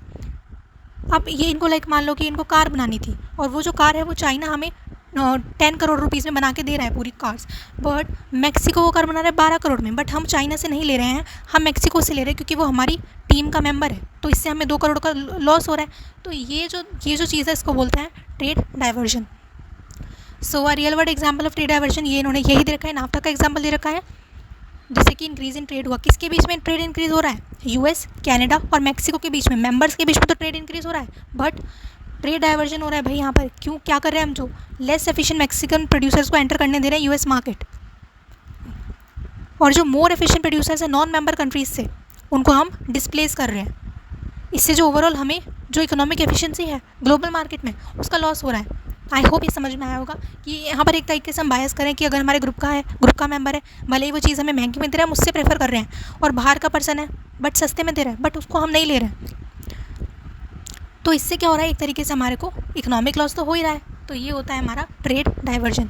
नाउ लेट्स, ये हो गया हमारा question number 7, difference between trade creation and trade diversion. Now let's see question number 8, what is increased market access in regional integration. So basically एक टॉपिक मेंशन था syllabus में, it's not very important, let's give it a read. सबसे पहले like increase market access कैसे होती है regional integration में? Regional integration होता है, कंट्रीज होती हैं आपस में अपनी मार्केट्स एक दूसरे के लिए ओपन कर देती हैं, ट्रेड बैरियर्स रिमूव कर देती हैं। तो इससे क्या होता है, लार्जर कंज्यूमर बेस मिलता है, कंपनीज़ को एक्सेस मिल जाती है एक बड़ी मार्केट की। पहले हम सिर्फ अपनी कंट्री में डील कर रहे थे, बट अब हम पूरे ग्रुप में जितनी भी कंट्रीज़ हैं सारी मार्केट्स में अपने प्रोडक्ट को सेल कर सकते हैं बियॉन्ड नेशनल बॉर्डर्स। इससे जो गुड्स हैं, सर्विसेज, उनकी डिमांड बढ़ जाती है और हमें इकोनॉमीज ऑफ स्केल अचीव होती है क्योंकि हम ज़्यादा प्रोडक्शन करते हैं। Then better resource utilisation. इससे क्या होता है कि जब हमारा इंटीग्रेशन होता है तो हमें जो इनपुट्स चाहिए वो हम ज़्यादा कॉम्पिटिटिवली सोर्स कर सकते हैं। मतलब कोई चीज़ है वो मेरी कंट्री में बहुत महंगा मिलता है, बट अब हमने एक रीजनल इकोनॉमिक इंटीग्रेशन कर लिया और वही मेरी मेंबर कंट्री में चीज़ बहुत सस्ती मिलती है, तो मैं वो रिसोर्सेज वहाँ से चीज़ उठाऊंगी जहाँ से वो मुझे सस्ते में मिल रहा है। तो इससे जो रिसोर्स यूटिलाइजेशन हो रहा है वो बेटर हो रहा है। इससे जो फर्म है वो अपने इनपुट्स को बहुत कॉम्पिटिटिवली सोर्स कर पा रही है एंड रिसोर्सेज को बहुत एफिशिएंटली एलोकेट कर पाती हैं। एक्सपोर्ट अपॉर्चुनिटीज़ ईजी हो जाती हैं। पहले अगर हमें दूसरी कंट्रीज़ में ट्रेड करना तो हमें टैक्सेस बहुत सारे पे करने हैं, देन कंप्लायंस रिक्वायरमेंट्स होती हैं, बट इससे हमारी एक्सपोर्ट अपॉर्चुनिटीज़ इंक्रीज़ हो जाती है। हम नेबरिंग मार्केट्स में ईजिली एंटर कर सकते हैं, एक्सपोर्ट्स बढ़ते हैं, प्रोडक्शन बढ़ता है और फॉरेन एक्सचेंज अर्निंग्स हमारी इंक्रीज़ होती हैं। Then business expansion, firms can scale operations and open regional branches और partnerships enabling long term business growth. तो फर्म्स जो हैं वो अपने ऑपरेशंस को स्केल कर सकते हैं। अब इतने लार्ज स्केल पर अगर तुम प्रोडक्शन कर रहे हो तो ऑब्वियसली तुम्हारा बिजनेस तो एक्सपेंड करेगा ही। तुम दूसरी कंट्रीज़ में अपनी रीजनल ब्रांचेस, पार्टनरशिप्स खोल सकते हो ये सब चीज़ें कर सकते हो, तुम्हारा बिजनेस ग्रो कर जाएगा रीजनल इंटीग्रेशन की वजह से। देन इनोवेशन एंड कॉम्पिटिटिवनेस, जब हम इंटीग्रेशन करते हैं तो हमें लार्जर और मोर डाइवर्स मार्केट्स का एक्सपोजर मिलता है। इससे जो कंपनीज़ हैं उनको एक मोटिवेशन मिलता है कि वो इनोवेट करें, अपने प्रोडक्ट की क्वालिटी को इंप्रूव करें। तो ये बहुत ही बेसिक क्वेश्चन था। Now let's see the question number 9। What is the loss of national sovereignty in regional integration? Again not very important, syllabus में था, so let's give it a read. कि नेशनल इंटीग्रेशन, नेशनल सॉवरेनिटी का loss कैसे होता है regional integration में, already पढ़ चुके हैं। नेशनल सॉवरेनिटी मतलब जो कंट्री है उसकी अपनी खुद की जो इंडिविजुअल फ्रीडम है वो कहीं ना कहीं चली जाती है जब हम एक रीजनल इंटीग्रेशन का पार्ट बनते हैं। First, policy autonomy restrictions, countries जो है वो अपने खुद के ट्रेड पे कंट्रोल लूज़ कर देते हैं। मॉनेटरी पे, फिजिकल पॉलिसी, मतलब जो पॉलिसीज़ हैं वो ग्रुप की बनती हैं एक साथ, तो हमारी जो अपनी पॉलिसीज़ हैं वो हम नहीं बना पा रहे हैं, तो ये हमारी एक ऑटोनॉमी, हमारी पावर चली जाती है। Then binding commitments, member nation must adhere to treaties and agreements that may override their national priorities और इंटरेस्ट। तो हमें कुछ ऐसे बाइंडिंग कमिटमेंट्स का पार्ट बनना पड़ता है जो कि हमारे नेशनल इंटरेस्ट के साथ अलाइन नहीं करते हैं, उन्हें हमें फॉलो भी करना पड़ेगा अगर हमें मेंबर बन के रहना है तो। देन लिमिटेड लीगल फ्लेक्सिबिलिटी, जो भी डिस्प्यूट रेजोल्यूशन है वो वहाँ की रीजनल बॉडीज़ हैंडल करेंगी। तो जो नेशन है वो अपनी खुद की जो कॉन्फ्लिक्ट्स उनको इंडिपेंडेंटली मैनेज नहीं कर पाएगा, उसको जो वहाँ का बॉडी है उसके अकॉर्डिंग ही चलना पड़ेगा, उनके जो रूल्स एंड रेगुलेशन पॉलिसीज़ हैं डिस्प्यूट रेजोल्यूशन की उनको ही फॉलो करना पड़ेगा। Then identity and cultural concerns, तो वहाँ के जो सिटीजन्स हैं कंट्रीज़ के उनको लगेगा कि जो उनकी नेशनल आइडेंटिटी है वो कहीं ना कहीं डाइल्यूट हो रही है जब पॉलिसीज़ जो है सुपरा नेशनल एंटिटीज़ इन्फ्लुएंस कर रही हैं। जैसे कि जस्ट इमेजिन कि जो हमारा इंडिया है, पाकिस्तान है, बांग्लादेश है, श्रीलंका है, इन सबको एक कंट्री बना दिया जाए अगर, तो कुछ ना कुछ पार्ट, कुछ ना कुछ ऐसे कम्युनिटीज़ होंगी, कुछ ना कुछ ऐसे लोग होंगे जिनको ये लगेगा कि यार ये सही नहीं हुआ, हमारा जो आइडेंटिटी है, हमारी पर्सनल आइडेंटिटी है वो डाइल्यूट हो रही है, हमें तो अपना अलग से देश चाहिए, वहाँ पे हम अपना कल्चर इस्टेब्लिश करेंगे। इस तरीके के जो आइडियाज़ होते हैं वो भी प्रमोट होते हैं सिटीजन्स के बीच में। उनको लगता है कि उनकी जो आइडेंटिटी है वो डाइल्यूट हो रही है क्योंकि हमें एक ग्रुप का पार्ट बना दिया जा रहा है, हमारी जो इंडिविजुअलिज्म है, हमारी जो इंडिविजुअल आइडेंटिटी है वो कहीं ना कहीं कर्व की जा रही है। Fifth one is political tensions. अब हर कंट्री की अपनी पॉलिटिकल आइडियोलॉजी अलग होती है, इकोनॉमिक गोल्स अलग होते हैं, तो ये जो डिफरेंसेस हैं इनकी वजह से फ्रिक्शन क्रिएट होता है, कॉन्फ्लिक्ट्स हो सकते हैं। स्पेशली जो छोटे छोटे नेशंस हैं वो ओवर शेडोड फील कर सकते हैं कि भाई ये बड़ी बड़ी कंट्रीज़ तो अपना प्रॉफिट कर रही हैं, उनके बेनिफिट्स हो रहे हैं, बट हमें तो कोई बेनिफिट ही नहीं मिल रहा, तो ऐसा भी हो सकता है कि उन्हें ऐसा फील हो। This was question number 9। Alright, so अब हम आते हैं हमारे क्वेश्चन नंबर 10 पे, जो कि है explain the world trade Organisation including its functions, structure, scope and role in global trade. तो पूरा हमें वर्ल्ड ट्रेड ऑर्गेनाइजेशन पढ़ना है, उसकी फंक्शन, स्ट्रक्चर, स्कोप, रोल, ये सब चीज़ें हमें पढ़ के चलनी है। Starting with the introduction. The World Trade Organization is an international organization established in 1995, succeeding the General Agreement on Tariffs and Trade. It aims to facilitate smooth, predictable and free trade between nations by creating and enforcing trade agreements. तो basically world trade organisation एक international organisation है जिसको 1995 में establish किया गया था। इससे पहले कौन सी ऑर्गेनाइजेशन होती थी? GATT, जिसको बोलते थे general agreement on tariffs and trade. तो पहले ये ऑर्गेनाइजेशन हुआ करती थी और इसको रिप्लेस किया गया वर्ल्ड ट्रेड ऑर्गेनाइजेशन से 1995 में। तो बेसिकली कोई भी कंट्री होती है तो उसमें जो ट्रेड हो रहा है ओवरऑल उसको मैनेज करने के लिए कोई ना कोई बॉडी होती है उस कंट्री में। बट क्या ट्रेड सिर्फ कंट्रीज़ के अंदर ही अंदर होता है? नो, पूरे ग्लोब में भी ट्रेड हो रहा है लाइक एक कंट्री से दूसरी कंट्री में। तो ये जो ट्रेड हो रहा है, फॉरेन ट्रेड हो रहा है, इसको मैनेज करने के लिए भी कोई ऑर्गेनाइजेशन होनी चाहिए, कोई बॉडी होनी चाहिए जो इससे रिलेटेड रूल्स बनाए, अग्रीमेंट्स बनाए, देखे कि सब चीज़ें सही से हो रही है कि नहीं। तो वो काम करती है वर्ल्ड ट्रेड ऑर्गेनाइजेशन। ठीक है, इसमें चेंज क्यों किया गया? पहले गैट था, फिर उसको WTO में क्यों कन्वर्ट किया गया? क्योंकि वो पुराना एग्रीमेंट था। उसमें जैसे कि आजकल, पहले क्या होता था, सिर्फ गुड्स का ट्रेड होता था मोस्टली, बट अब क्या होता है, सर्विसेज का ट्रेड होता है, then intellectual property, then e-commerce, जैसे कुछ वेबसाइट हो गया, नेटफ्लिक्स वगैरह हो गया, ये सब चीज़ें जो है बहुत ज़्यादा तो वो चल रही हैं। लेकिन वो जो हमारा पुराना वाला लॉ था लाइक GATT जो था ऑर्गेनाइजेशन, वो इन सब चीज़ों को रेगुलेट नहीं करता था, तो उसमें अपडेट किया गया और उसका नया नाम रख दिया वर्ल्ड ट्रेड ऑर्गेनाइजेशन, जो कि इन सारी चीज़ों को कवर करके चलता है। It aims to facilitate smooth, predictable and free trade between nations by creating and enforcing trade agreements. So ये एम करता है कि हम क्या करें कि एक ऐसा स्मूथ, प्रिडिक्टेबल, फ्री ट्रेड हो, पूरे सारे जो भी कंट्रीज हैं उनके बीच में स्मूथली ट्रेड हो। और क्या करता है, ये जो ट्रेड एग्रीमेंट बनाए जाते हैं देखते हैं कि वो इन्फोर्स हो रहे कि नहीं। वर्ल्ड ट्रेड ऑर्गेनाइजेशन देखते हैं कि जो भी ट्रेड एग्रीमेंट्स हुए हैं कंट्रीज़ के बीच में वो सही से फॉलो हो रहे हैं कि नहीं, ताकि जो ट्रेड है बिटवीन नेशंस वो फ्रीली हो सके। The WTO currently has over 160 member countries, making it the primary global institution governing international trade. तो इसके अंदर कितनी मेंबर कंट्रीज़ है? करेंटली 160 मेंबर कंट्रीज़ हैं और ये जो है पूरी दुनिया का प्राइमरी ग्लोबल इंस्टीट्यूशन बनता है जो कि इंटरनेशनल ट्रेड को गवर्न करता है. Now let's see the functions of World trade Organisation. क्या क्या काम होते हैं इस ऑर्गेनाइजेशन के. First one is trade negotiations. The WTO provides a platform for member countries to negotiate trade agreements aiming to reduce tariffs and other trade barriers. तो अगर कोई भी दो कंट्रीज़ हैं उनको आपस में ट्रेड करना है और ट्रेड करने से रिलेटेड उनको कोई भी एग्रीमेंट करना है, लाइक टैरिफ्स कम करना है, ट्रेड बैरियर्स के रिलेटेड कोई भी एग्रीमेंट करना है, तो उसके लिए वो जो वर्ल्ड ट्रेड ऑर्गेनाइजेशन है उसको एज अ प्लेटफॉर्म यूज़ कर सकते हैं और मेंबर कंट्रीज़ यहाँ पर आकर अपने एग्रीमेंट को नेगोशिएट कर सकते हैं. Second, dispute settlement. It operates a dispute resolution mechanism to address conflicts arising from trade disagreements between members in a fair and timely manner. तो ये जो ऑर्गेनाइजेशन है ये एक डिस्प्यूट रेजोल्यूशन मैकेनिज्म की तरह काम करता है. जो भी मेंबर कंट्रीज़ होती हैं उनके बीच में जो भी डिस्प्यूट्स होते हैं उनको टाइमली मैनर में सॉल्व करने के लिए ये हेल्प करता है. Third, monitoring and transparency. The world trade organization monitors national trade policy and ensures transparency by requiring members to notify changes affecting trade. तो ये जो वर्ल्ड ट्रेड ऑर्गेनाइजेशन है ये नेशनल ट्रेड पॉलिसी को मॉनिटर करता है और देखता है कि जितने भी मेंबर्स हैं वो चीज़ों को फॉलो कर रहे हैं कि नहीं. ट्रांसपेरेंसी इंश्योर करता है. हम एक तरीके से बोल सकते हैं जो ओवरऑल ट्रेड हो रहा है, फॉरेन ट्रेड हो रहा है, उस पर एक नज़र रखता है कि कुछ भी गलत तो नहीं हो रहा. Fourth, technical assistance and training. It helps developing countries build their trade capacity through training programmes and technical assistance.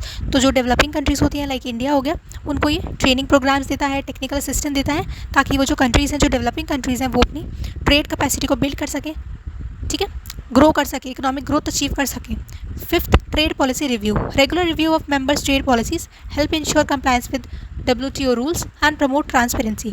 तो इसकी जो मेंबर कंट्रीज़ होती हैं, जो कि फिलहाल 160 मेंबर कंट्रीज़ हैं, उनकी जो ट्रेड पॉलिसी है, हर कंट्री की अपनी ट्रेड पॉलिसी होती है, उसको ये रिव्यू करता है देखने के लिए कि क्या वो जो WTO के रूल्स हैं उनको कंप्लाई कर रही हैं कि नहीं, और ट्रांसपेरेंसी मेंटेन करने के लिए ये उनकी जो पॉलिसीज़ है उनको रिव्यू करता है. तो इतने सारे काम होते हैं वर्ल्ड ट्रेड ऑर्गेनाइजेशन के. Now let's see the structure of WTO. अब एक जो भी ऑर्गेनाइजेशन होती है उसका कोई स्ट्रक्चर होता है, कुछ लोग होते हैं और उसमें कुछ पोस्ट होती हैं. तो let's see what are those post. First one is ministerial conference, the highest decision making body meeting every 2 years where trade ministers from all members discuss major trade issues and set policies. तो ministerial conference क्या होती है, जो world trade organization है उसकी highest decision making body होती है. जितने भी मेजर ट्रेड इश्यूज़ होते हैं, पॉलिसीज़ बनाने का काम होता है, जो भी इंपॉर्टेंट डिसीजंस लेने हैं, सब के सब मिनिस्टीरियल कॉन्फ्रेंस लेती है. हर 2 साल में ये लोग जो है मीटिंग करते हैं, जहाँ पर हर कंट्रीज़, जो भी मेंबर कंट्रीज़ हैं, उनके जो ट्रेड मिनिस्टर्स हैं वो सारे मेजर ट्रेड इश्यूज़ को डिस्कस करते हैं और पॉलिसी सेट करते हैं. फिर सेकेंड आती है general council. General council handles day to day operations and meets regularly. It also acts as the dispute settlement body and trade policy review body. तो जनरल काउंसिल क्या होती है, जो भी डे टू डे ऑपरेशंस होते हैं उनको manage करने का काम इस काउंसिल का होता है और रेगुलरली ये मीटिंग्स अटेंड करते हैं. साथ ही साथ अगर कोई डिस्प्यूट सेटलमेंट करना है, ट्रेड पॉलिसी रिव्यू करना है, वो भी काम जनरल काउंसिल का ही होता है. Third, specialised council and committees. These focus on specific areas such as goods, services, intellectual property and development issue. तो जो स्पेसिफिक एरियाज होते हैं, जैसे इंटेलेक्चुअल प्रॉपर्टी से रिलेटेड हो गया, कोई इशू हो गए, गुड्स से रिलेटेड, कोई सर्विस से रिलेटेड, तो इन सब की अपनी खुद की स्पेशलाइज काउंसिल्स एंड कमिटीज़ होती हैं जो उन स्पेसिफिक एरियाज़ पे फोकस करके चलती हैं. Fourth, secretariat, the administrative arm led by the director general supporting the various WTO bodies and members. तो जितने भी हमारी बॉडीज़ हैं उनको एक एडमिनिस्ट्रेटिव आर्म की ज़रूरत है, वो हमारी सेक्रेटेरिएट होता है. इसको जो डायरेक्टर जनरल होता है वो लीड करता है और ये जितनी भी WTO की बाकी बॉडीज़ हैं, बाकी मेंबर्स हैं, उनको सपोर्ट करती है. जैसे हमारे कॉलेज का एडमिन होता है, वैसे ही WTO का एडमिन जो होता है उसको बोलते हैं secretariat. So this is the structure of WTO. Now let's see the scope and role in global trade. First, promoting free trade. WTO works to lower trade barriers globally, encouraging countries to engage in freer more open trade. तो world trade organization काम करती है trade barriers को globally कम करने के लिए, जिससे कि जो कंट्रीज़ हैं वो फ्रीली ट्रेड कर सके, ओपन रहे सबकी इकोनॉमीज एक दूसरे के गुड्स एंड सर्विसेज के लिए. तो फ्री ट्रेड को ही प्रमोट करता है. Second, establishing trade rules. It sets standardise rules that member countries must follow, ensuring a level playing field in international trade. तो बेसिकली जो ट्रेड रूल्स बनाने का काम होता है वो भी इसका ही होता है. स्टैंडर्डाइज रूल्स बनाता है जो जितनी भी मेंबर कंट्रीज़ होती हैं उनको फॉलो करना पड़ता है. Third, encouraging economic growth. By facilitating trade expansion, WTO helps stimulate economic development and poverty reduction worldwide. तो ये क्या करता है, इकोनॉमिक ग्रोथ को बहुत ज़्यादा इनकरेज करता है, ट्रेड एक्सपेंशन को फैसिलिटेट करता है. कैसे? ट्रेड बैरियर्स को रिमूव करवा के कंट्रीज से फ्री ट्रेड प्रमोट करके ट्रेड जो है वो एक्सपेंड होता है। तो अल्टीमेटली WTO की हेल्प से क्या हो पा रहा है, इकोनॉमिक डेवलपमेंट हो रही है एंड पॉवर्टी का रिडक्शन हो रहा है वर्ल्ड वाइड लेवल पे। Fourth, supporting developing countries, special provisions and technical support help less developed countries participate more fully in global trade. तो ये क्या करते हैं, जैसे कि हमने पहले भी देखा था कि जो डेवलपिंग कंट्रीज़ होती हैं उनको ये टेक्निकल सपोर्ट देते हैं, ट्रेनिंग्स देते हैं, ताकि वो अपनी जो इकोनॉमी है उसको ग्रो कर सकें और ग्लोबल ट्रेड में और ज़्यादा से ज़्यादा पार्टिसिपेट कर सकें। तो जो लेस डेवलप्ड कंट्रीज़ हैं, डेवलपिंग कंट्रीज़ हैं, उनको ये सपोर्ट करते हैं। Fifth, adapting to new changes, WTO addresses modern trade issues such as digital trade, environmental standards and intellectual property rights। तो ऐसा नहीं है कि WTO बहुत ओल्ड फैशन है, जो ओल्ड फैशन था वो था GATT, बट नाउ WTO जो है वो चेंज हो चुका है। जो नई नई चेंजेस आए हैं like digital trade, environmental standards, intellectual property right, इन सारे इशूज़ को ये एड्रेस करके चलता है। ठीक है, so this was all you need to know about world trade organization. Okay, so now let's move to question number 11. Explain the World Bank including its objectives and functions. तो देखते हैं वर्ल्ड बैंक क्या होता है, उसके objectives and उसके functions. The world bank is an international financial institution established in 1944, focus on providing financial and technical assistance to developing countries। तो world bank क्या है, एक इंटरनेशनल फाइनेंशियल इंस्टीट्यूशन है। जैसे हमारी कंट्रीज़ में बैंक्स होते हैं वैसे एक इंटरनेशनल बैंक है जो कि इस्टेब्लिश हुआ था 1944 में।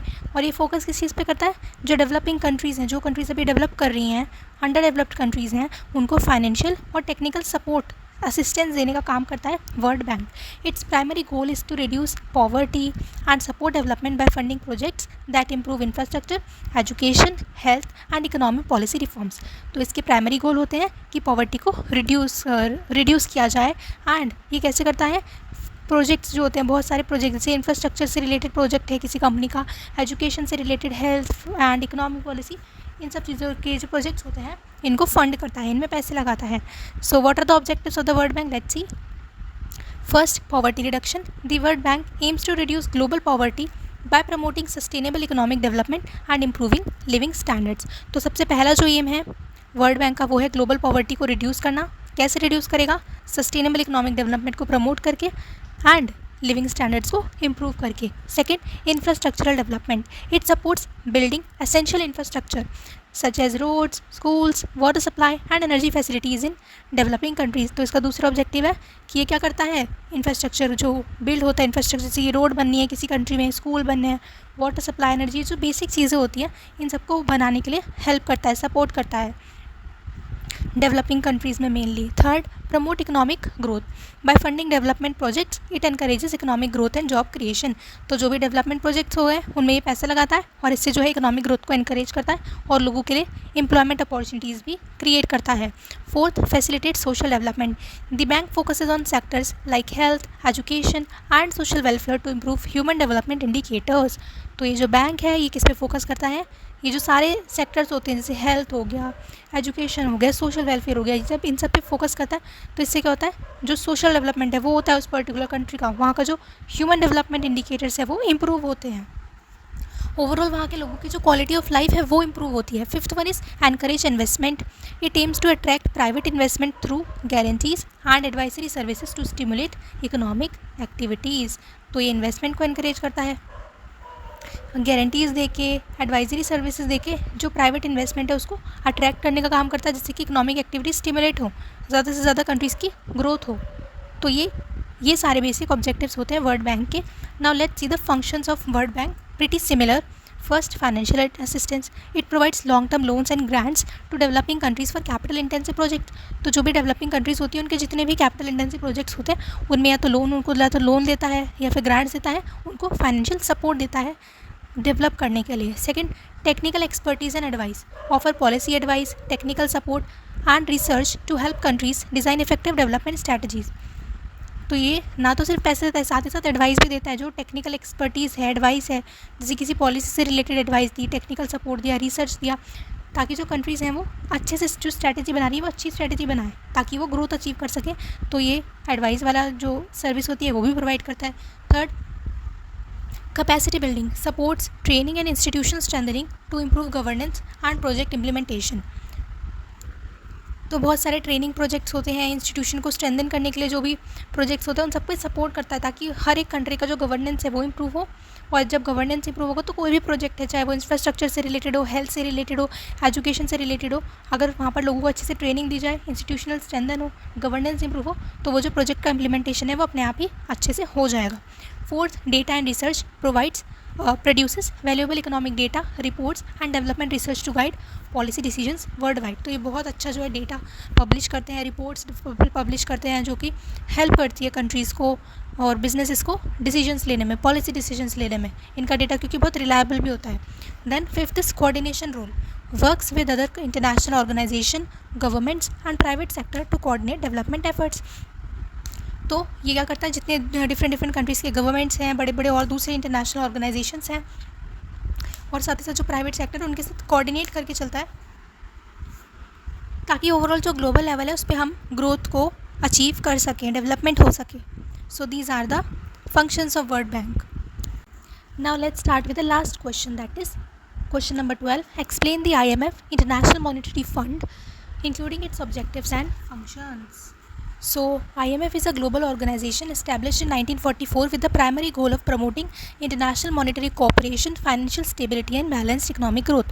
तो ये ग्लोबल ऑर्गेनाइजेशन है जो कि 1944 में इस्टेब्लिश हुई थी और इसका प्राइमरी गोल है इंटरनेशनल मॉनेटरी कॉपरेशन, मतलब सारी जो कंट्रीज़ हैं वो एक दूसरे के साथ कॉपरेट करके चलें मॉनेटरी वे में, एंड फाइनेंशियल स्टेबिलिटी मेंटेन रहे इंटरनेशनल लेवल पे और इकोनॉमिक ग्रोथ बैलेंस्ड रहे। ये इसके प्राइमरी गोल्स होते हैं।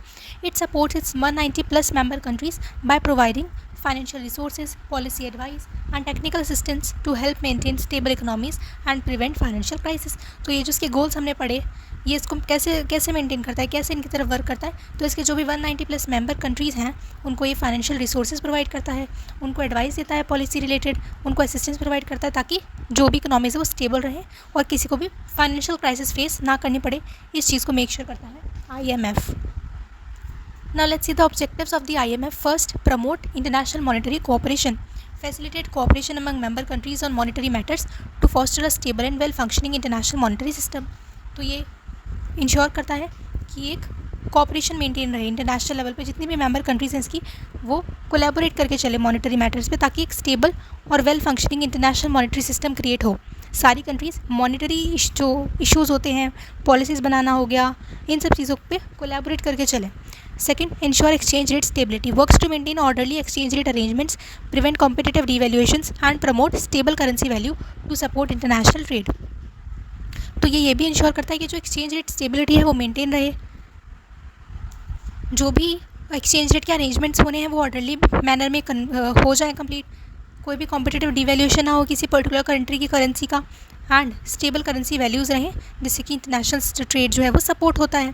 Third one is provide temporary financial assistance, it offers financial support to member countries facing balance of payment difficulties, enabling them to stabilise their economies without resorting to harmful trade restrictions. तो ये क्या करता है, जो भी उसकी ऐसी countries हैं, मेंबर कंट्रीज़ है जो balance of payment difficulties face कर रही हैं, डेफिसिट में जा रहा है उनका BOP, तो उनको ये फाइनेंशियल सपोर्ट ऑफर करता है ताकि वो अपनी इकोनॉमीज़ को स्टेबलाइज कर सकें। ठीक है। फोर्थ वन इज़ मतलब वो स्टेबलाइज कर सके और उन्हें कोई भी ट्रेड रिस्ट्रिक्शंस ना लगानी पड़े बहुत harmful. Fourth, facilitate balanced growth of international trade, encourage policies that contribute to sustainable growth in global trade and economic development, reducing imbalances and fostering prosperity। तो ये इंश्योर करता है कि जो भी पॉलिसीज़ बने वो ऐसी बने जो सस्टेनेबल ग्रोथ हो, मतलब ग्रोथ तो हो बट उससे किसी और कंट्री का लॉस ना हो। तो सस्टेनेबल ग्रोथ होनी चाहिए ग्लोबल ट्रेड में और इकोनॉमिक डेवलपमेंट होना चाहिए, कोई भी इम्बैलेंसेस नहीं होना चाहिए और सबके लिए प्रॉस्पेरिटी हो, ऐसा एक इन्वायरमेंट क्रिएट करने का काम करता है IMF। Fifth, support poverty reduction and economic stability, assist low income and developing countries by providing financial resources and policy guidance aimed at promoting economic stability and reducing poverty. तो जो भी low income और developing countries होते हैं उनको ये financial resources provide करता है, पॉलिसी गाइडलाइंस प्रोवाइड करता है ताकि वो इकोनॉमिक स्टेबिलिटी अचीव कर सके और वहाँ पे पॉवर्टी रिड्यूस हो। तो पॉवर्टी रिडक्शन के लिए सपोर्ट करता है और इकोनॉमिक स्टेबिलिटी के टुवर्ड्स काम करता है। These are the objectives of IMF। Now what are the functions of IMF? Let's see. First, surveillance and monitoring, conduct regular assessment of global and national economic and financial developments, providing early warnings and policy recommendations to prevent crisis। तो basically जो IMF है वो देख के चलता है, नज़र रखता है जो भी इकोनॉमिक डेवलपमेंट्स हो रहे हैं, फाइनेंशियल डेवलपमेंट्स हो रहे हैं नेशनल लेवल पे, ग्लोबल लेवल पे, कंटिन्यूसली उनका असेसमेंट करते हुए चलता है अगर वो उसको लगता है कि कोई गड़बड़ हो सकती है फ्यूचर में, तो उसकी अर्ली वार्निंग दे देता है ताकि लोग पहले से ही मेजर्स लेके चलें और कोई क्राइसिस ना हो, इसके लिए रिकमेंडेशंस भी देता है policy related. Second, financial assistance provides loan and credit facilities to countries experiencing short term or medium term financial problems, helping them restore economic stability and confidence. तो जो भी ऐसी कंट्रीज है जिनको शॉर्ट टर्म या मीडियम टर्म फाइनेंशियल प्रॉब्लम्स चल रही हैं, उनको ये लोन देता है, क्रेडिट फैसिलिटीज़ देता है ताकि वो अपनी इकोनॉमिक स्टेबिलिटी को रिस्टोर कर सकें और वो किसी भी क्राइसिस में ना जाएं।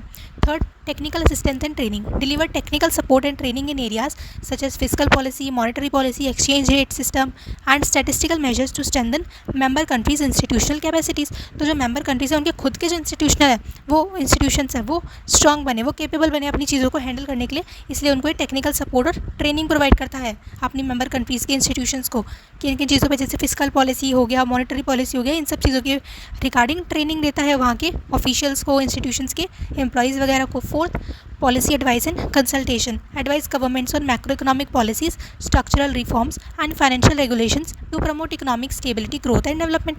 तो जो उसकी मेंबर कंट्रीज़ की गवर्नमेंट होती है उनको भी एडवाइस देता है रिगार्डिंग कि कैसे कैसे पॉलिसीज़ बनानी चाहिए, क्या रिफॉर्म्स लाने चाहिए कंट्री में ताकि जो इकोनॉमिक स्टेबिलिटी है वो मेंटेन रहे, ग्रोथ हो और डेवलपमेंट हो। तो ये गवर्नमेंट को पॉलिसी मेकिंग में भी हेल्प करता है, कंसल्टेशन में भी हेल्प करता है। Fifth, promote exchange rate stability and cooperation, assist countries in designing and implementing exchange rate policies that align with global economic stability, encouraging cooperative approaches to monetary challenges. तो countries को ऐसी exchange rate policies बनाने के लिए help करता है, assist करता है जो कि ग्लोबल इकोनॉमिक स्टेबिलिटी से अलाइन करे, मतलब उनकी कंट्री की पॉलिसीज़ की वजह से जो ग्लोबल स्टेबिलिटी है इकोनॉमी में वो हैम्पर ना हो, encouraging cooperative approaches to monetary challenges. तो ये जो बेसिकली है, these are the functions of IMF। अगर आपको वर्ल्ड बैंक, IMF या फिर वर्ल्ड ट्रेड ऑर्गेनाइजेशन को डिटेल में पढ़ना है तो just 10 minutes videos are available on my channel. अभी रिसेंटली ये डाली थी तो वो आपको स्टार्टिंग में मिल जाएंगी, 10-10 मिनट की वीडियो है, वो देख लेना। क्वेश्चन के लिए तो वैसे जितना मैंने इस पर्टिकुलर वीडियो में बताया that is more than sufficient. So this was unit number 4 of international business. We have covered 100% syllabus and now we are left with only the last video of this series, जो कि I will try to upload it at the earliest as soon as possible. All the notes of all the 5 units are uploaded on my Telegram channel. Do join it, like the link is in the comment section down below. And also, if you found this series helpful, maybe just share it with your friends and drop a comment down below if it helped you. It will really motivate me a lot. I'm just in the beginning phase of this channel, so yeah, I hope it helped you. So stay tuned for the last video.